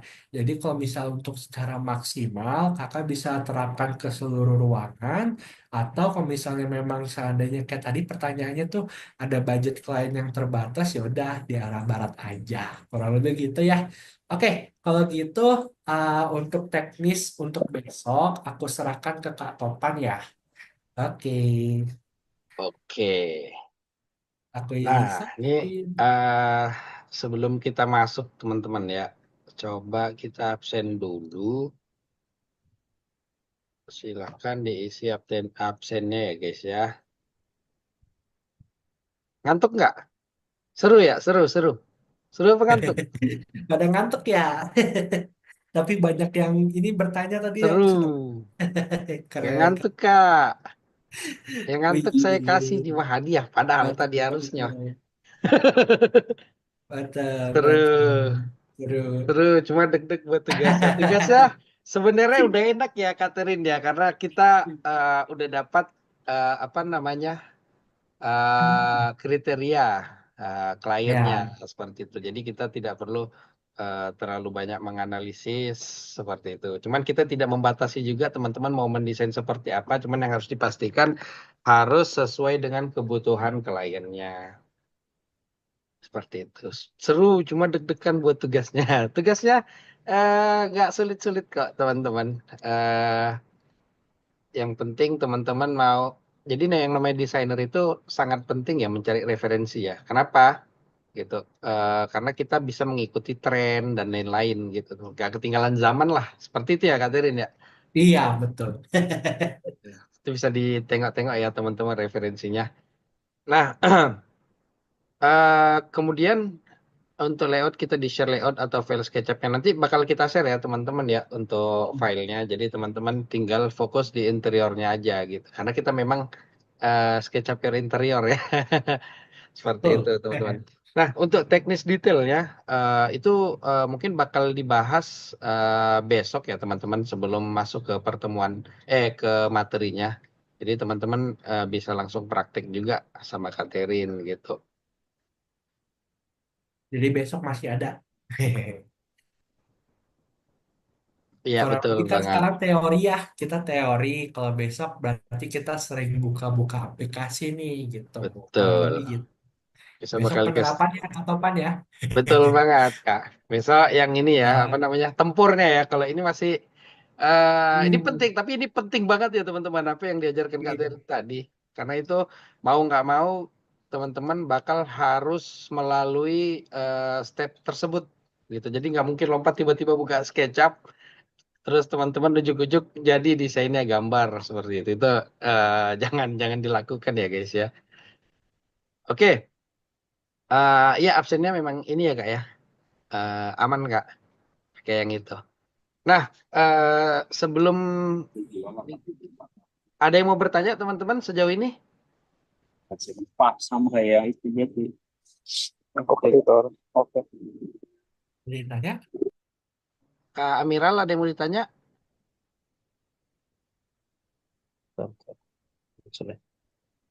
Silakan teman-teman yang mau bertanya. Kak Roland, Kak Roger, Terus itu silakan Kak Roger. Halo, selamat malam. Halo, malam Kak. Halo, yang masih istirahat itu saya agak istirahat. Mau tanya ini, bangga bangga. seandainya apa namanya? Tadi kan udah dikasih tahu tuh ada apa? eh, Anggaplah tadi tuh hasil hasil ininya lah ya, hasil wawancara atau hasil surveinya gitu. Iya, Nah, dari hasil survei itu, mhm. apa kita mana? Coba hasil surveinya, yang Nah, survei tadi, yang ada ayah 35 anak. oh, oke. Iya, Nah, iya. Nah, kan ini kan baik lagi sih yang mau ditanyain, apakah tergantung dari sebatas dengan memaksimalkan ruangan yang ada atau memungkinkan kita membangun ruangan baru gitu karena kan kalau dilihat misalkan pakai pakai denah yang tadi kan ruang belakang itu kan masih ada lahan tuh ya. iya, Tuh, ini ya. nah itu nah memungkinkan nggak kita tuh mengarahkan tuh untuk ke ruang apa kita membentuk ruangan baru gitu. Oke. Jadi kurang lebih pertanyaan Kak, kalau misal bagian belakang ini Kak Topan boleh digunakan sebagai interior gak gitu? Oke, Ya, baik. Itu gimana Kak? Hehe, Oke, silakan Kak. silahkan banget ya teman-teman untuk memaksimalkan lahan yang ada gitu. Jadi tidak dibatasin gitu. Cuman yang paling pasti adalah eh, untuk kriterianya harus menyesuaikan dengan kliennya gitu teman-teman ya. Jadi lahan yang kosong itu silahkan mau dikotak-katik jadi apa terserah seperti itu ya teman-teman ya. Bebas. Oke, berarti bagian belakang udah bisa dipakai ya Kak Topan ya? Betul banget Katerin. Oke, gitu oke Kak siap. Roland ya tadi ya, Kak Roland ya. Ya, Kak Roland Roger. oke, thank you. Iya sama-sama Siap. Kak Roland. Jadi Ada lagi Kak guys? sebenarnya guys ya, aku mau sedikit cerita juga. Di dunia nyata nanti ya, kalau ketika teman-teman mengambil project, itu kita terdapat beberapa pilihan. bukan beberapa, dua gitu. Ada existing bangunan atau eh, baru ya, kita bangun baru dari awal gitu. Itu teman-teman kadang-kadang terbatas oleh existing bangunan untuk berkreasi tanpa membatasi pergerakan ruangan gitu ya, mengotak-ngatik ruangan gitu. Itu sering banget terjadi teman-teman. Betul guys, itu sangat terjadi banyak guys. Oke. Oke, nanti kita share ya teman-teman ya habis ini ya.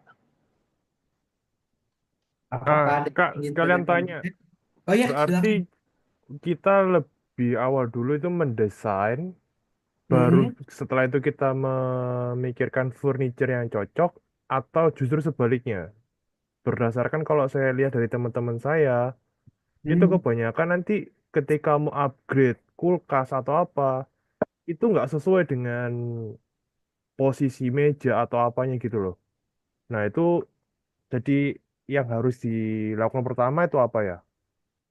Oke, jadi pertanyaan kurang lebih kalau misal ada barang elektronik ya, kalau barang elektronik yang sudah jadi, itu Ya, bagaimana betul. sih penerapannya gitu. Jadi kurang lebih kayak gini Kak, kita share screen dulu ya. Nah, misalnya cari slide kosong. Nah, ini slide kosong ya. Jadi kurang lebih gini, pertama, makanya kita perlu adanya wawancara itu, kita bisa spesifikasiin sampai ke budget klien misalnya. Jadi wawancara klien itu kita spesifikasiin sampai ke budget, terus juga selera. Misalnya nih teman-teman, si ibu ternyata suka masak, tapi masaknya itu uh, perlu oven. Nah, kurang lebih teman-teman bisa bertanya-tanya nih, kira-kira apa sih elektronik atau kebutuhan yang diperlukan sama customer kita atau klien kita. Nah, ini kurang lebih yang sudah ada di sini ya. Nah, kurang lebih kayak gini. Jadi, ketika teman-teman wawancara, teman-teman bisa bebas untuk bertanya nih. Misalnya, aktivitasnya ini contoh ya, contoh aktivitasnya itu misal menonton di living room gitu kan. Nah, sekarang kita balik ke sini ya, kita kasih sedikit-sedikit aja gini. Misalnya ada 3 orang, 3 orang kan. Ini ada ayah, ada ibu dan ada anak kecil. Otomatis kalau misalnya kita gambarkan, dia membutuhkan sofa minimal 2, tapi yang optimal ada 3 kan. Nah, kurang lebih untuk sofa ini kira-kira secara ukuran aja ya, secara ukuran tuh kira-kira untuk 3 orang ini cocoknya TV ukuran berapa sih gitu. Dan yang mempengaruhi juga misalnya jaraknya berapa. Semakin jauh TV ini berada, misal di sebelah sini, maka ukuran TV harus lebih besar. Kenapa? Karena semakin jauh, otomatis jangkauan mata kita lebih lebih jauh juga gitu. Maksudnya tidak terlalu fokus, makanya TV juga semakin membesar. Nah, ini maksudnya gimana nih? Jadi pertanyaannya, bagaimana kita menentukan furniture yang cocok? Jadi utamakan dulu kebutuhannya. Misalnya ada 3 orang nih. Nah, berarti sofanya ada 3, otomatis TV-nya kurang lebih harus minimal 32 inch nih. Nah, misalnya ya, misal 32 inch. Nah, terus ternyata ruangannya besar banget. Berarti kita juga dapat membesarkan TV-nya juga. Nah, kurang lebih gitu untuk perihal elektronik. Terus yang misalnya kulkas. Kulkas gimana nih kalau kulkas? Nah, sekali lagi kita balik lagi ke budgeting klien nih. Kira-kira klien ini suka masak gak? Kalau misalnya dia suka masak, si ibunya suka masak, berarti kan otomatis penyimpanan kulkas harus besar. Jadi kurang lebih nanti ada 2 opsi. Satu, kulkas yang besar. Yang kedua, kulkas 2 pintu. Nah, kurang lebih begitu. Nah, setelah kita mengetahui bahwa, wah ternyata 2 pintu cocok sama ibu, saya juga mampu. Barulah kita mendata nih, ternyata kulkas ini cocok digunakan pada klien ini. Otomatis kita harus mengetahui ukurannya berapa sih. Misalnya di angka 200, di sini angka 220 gitu. Misalnya kulkasnya otomatis misal kitchen set dan lain-lain itu mengikuti ukuran kulkas yang ada teman-teman gitu. Jadi pastikan kalau misalnya saya ya, kalau misalnya beberapa orang juga utamakan elektronik dulu. elektronik atau bahan yang cukup mahal. Kurang lebih begitu ya. Jadi misalnya TV nih, misal TV, berarti dia bukan mejanya yang kita beli duluan, tapi TV-nya dulu baru beli, baru kita ngikuti. Oh, ternyata mejanya harus panjang ini biar proporsional, kurang lebih gitu. Jadi kurang lebih gitu Kak. Jadi pertama itu yang harus kita highlight itu adalah kemampuan klien, lalu wawancara klien, dan yang kedua baru kita data dulu elektronik apa yang cocok, baru furniture-nya mengikuti kebutuhan elektroniknya. Rata-rata seperti itu ya, walaupun ada yang berbeda juga gitu. Kurang lebih apakah jelas Kak? Iya, jelas, Kak. Terima Oke, kasih. sama-sama gitu Kak. Baik. Aku Siapa tahu izin ada yang nambahin ingin. Katerin ya. Boleh, boleh, Bang Jadi Kak. eh hal paling dasar yang harus kita ketahui ya teman-teman, sebagai desainer interior. Jadi kita itu eh, jangan menempatkan diri kita sebagai tukang gambar, nah, gitu ya teman-teman ya. Tapi jadikanlah diri kita sebagai konsultan. Ya teman-teman ya, ini penting banget konsultan. Nah konsultan itu apa kerjanya gitu? Ngapain kerjaan konsultan? Adalah memberikan solusi-solusi dari setiap keinginan, kebutuhan, keterbatasan, semuanya itu diberikan gitu teman-teman. Makanya ketika teman-teman mewawancara seorang klien, pastikan teman-teman itu menanyakan segala kebutuhannya, kemudian teman-teman simpulkan kebutuhannya tadi menjadi real kebutuhan gitu. Jadi bukan hanya dibilang saya butuh ini bla bla bla bla bla bla bla bla bla bla. Oke gitu. Ketika teman-teman bilang oke, teman-teman itu harus siap untuk menjadikan itu sebuah desain atau sebuah ruangan yang ideal gitu teman-teman. Jadi kita tuh sebenarnya sebagai konsultan itu nggak selalu harus menuruti permintaan ya teman-teman ya, permintaan Betul, klien gitu. Itu kita harus betul. mempertimbangkannya juga dengan ukuran, dengan budget, dengan apapun itu gitu. Harus kolaborasi nih seluruhnya nih teman-teman. Yes, betul. Seperti itu. Jadi ketika misalnya ya, saya suka masak ya. Nah, misalnya saya suka masak nih, saya butuh kulkas yang gede, pokoknya nggak mau tahu, pokoknya gede gitu. Nah, ketika teman-teman sebagai konsultan, teman-teman tuh harus bisa menganalisis kebutuhannya dia dengan keadaan yang ada. Seandainya ruangannya misalnya gede, terus duitnya banyak gitu ya untuk kulkas yang gede, itu nggak masalah, teman-teman.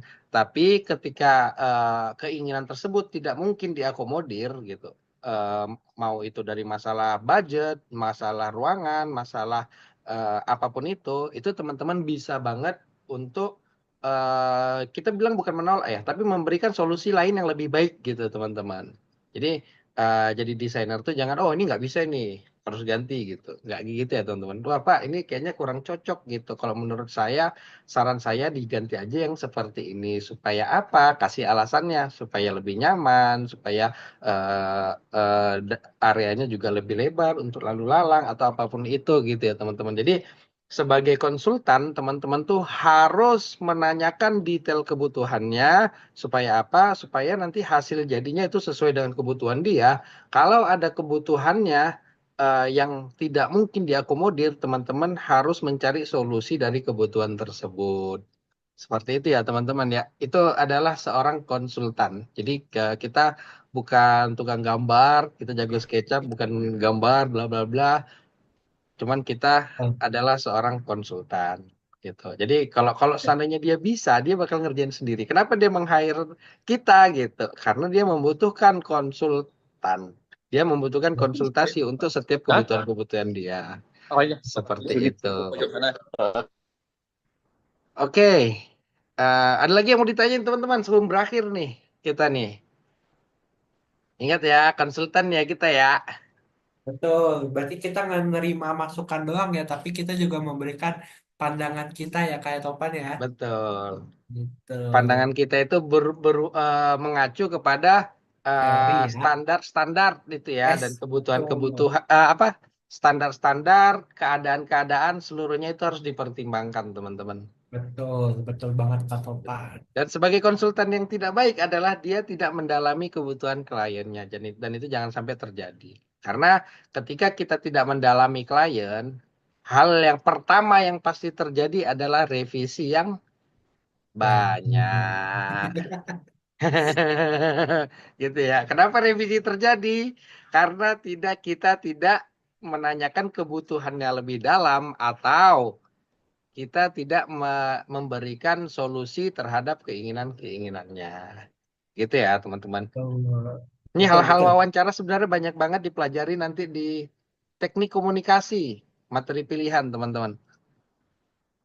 Untuk mengurangi revisi, terus bagaimana meeting dengan klien, terus ya gitu-gitulah itu nanti bakal dipelajari di materi pilihan Ads dan Communication ya. Oke, silakan guys yang mau bertanya guys. Sejujurnya kita dari itu belum ada kuis-kuis lagi ya. Oke. Mungkin kalau nggak ada yang bertanya, pakai kita sudahi. Kita foto bersama. Atau kita bahas teknis besok Kak, Kak Topan. Iya, besok aja kali ya Kak Terin ya untuk masalah Boleh, teknisnya. boleh. Oke, Ah. berarti kita ngikutin ini aja, Kak Topan. Oke. Oke, kalau gitu nggak ada yang bertanya lagi nih. Mungkin boleh kita open cam dulu teman-teman. Ayo guys, Silakan. kita open Kita cam. foto dulu, wih. Kelihatan nih. Siapa yang mau jadi MC penutup, guys? Ada Ayo, yang mau jadi MC penutup? Angkat tangan. Kali ini MC-nya dapatnya 50.000 nih, guys. Soalnya tadi banyak kuis yang hilang. Terlalu seru ya, Katerin ya. iya. Ada yang Tapi mau jadi pakai MC aja ya, penutup? seru juga. Pada aktif ya berarti ya. Betul, Seru-seru betul. juga. Seru ya, guys ya, malam ini ya, guys. Boleh nih, teman-teman, di open cam-nya. Kita foto. Ya guys, kita open cam. Mau foto ya? Mau Foto. absensi ya, Kak Topan ya? Ya, absensi jangan lupa, teman-teman. Nah, sama ini ya, apa namanya? Saya mau, nggak ada yang mau jadi ini nih. MC penutup nih. Oke, saya minta satu orang dah. Harus mau ya. Kak, siapa ini yang rajin dari tadi ya? Kak Sekar dah, Kak Sekar.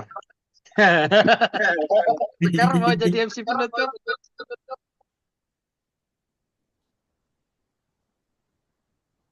Kak Sekar Miranti? Ya, Ayo. ya. Kak, jadi MC penutup Kak. Arahin kita gayanya Kak. Ah, jadi foto dulu nih. Ah, Foto. ya Atau kita foto dulu, penutupan dulu. Foto kemudian dulu atau penutupan penutupan. dulu? Pokoknya kakak yang nutup Foto ya. dulu. Oke, baik. Gayanya gimana nih Kak? Ya, ya, kita open cam dulu ya, teman-teman ya. Gayanya bebas aja, Kak. Kasihan udah pada Bebas. ngantuk kayaknya. Yang penting open cam biar rame fotonya. Oke, yuk, semangat. 1, 2, 3. Tiga. Oke. Selanjutnya. 1, 2, 3. Slide terakhir teman-teman. Eh, oke, selesai foto di Kak Sekar. Silahkan Oke. ditutup. Oke, terima kasih sebelumnya kepada Mas Terry sama Mas Iya. Topan atas materi hari ini yang alhamdulillah kita dapat banyak banget ilmunya, baik untuk yang baru maupun yang mau refresh lagi. eh s- Materinya seru, cuma memang mungkin agak mendeg-degan ya buat besok ya. Mudah-mudahan kita bisa semua ya. Bisa Ini lancar MC-nya semuanya. malah kesan pesan ya guys ya. Oh, kesan-pesan dulu, Mas. Kesan-pesan dulu. Iya, iya Biar betul semangat betul. besok. Biar besok semangat lagi. Ya, terima kasih sebelumnya untuk rekan-rekan semuanya juga. Semoga kita bisa kita sehat selalu, bisa besok mengikuti materi selanjutnya. Eh, wab- kita pakai doa dulu atau nggak usah? Wah, kita mah ngikut MC nggak? Ya udah. Ya kita ikut apa? Kita berdoa dulu aja ya, sesuai dengan kepercayaan masing-masing. Doa dimulai. Ya, selesai ya. Terima kasih sekali lagi untuk Mas Terry, Mas Topan, rekan-rekan semuanya, selamat beristirahat. Semoga kita besok bisa tambah semangat untuk aktivitas selanjutnya. Terima kasih. Assalamualaikum Wih, warahmatullahi wabarakatuh. Waalaikumsalam warahmatullahi wabarakatuh. Makasih Kak terima Sekar. kasih Kak kirim nomor Kak. rekeningnya Kak Sekar ya. Wih, Jangan lupa makasih teman-teman Kak hadiah-hadiah masih Sekar. ada juga di ini ya di Instagram Stories. Silakan di-share. Kita ketemu lagi besok. Oke? See you Ah, besok. oke, sampai ketemu lagi teman-teman. Dadah. Sampai jumpa. Dadah, terima Assalamualaikum warahmatullahi kasih. wabarakatuh. Assalamualaikum.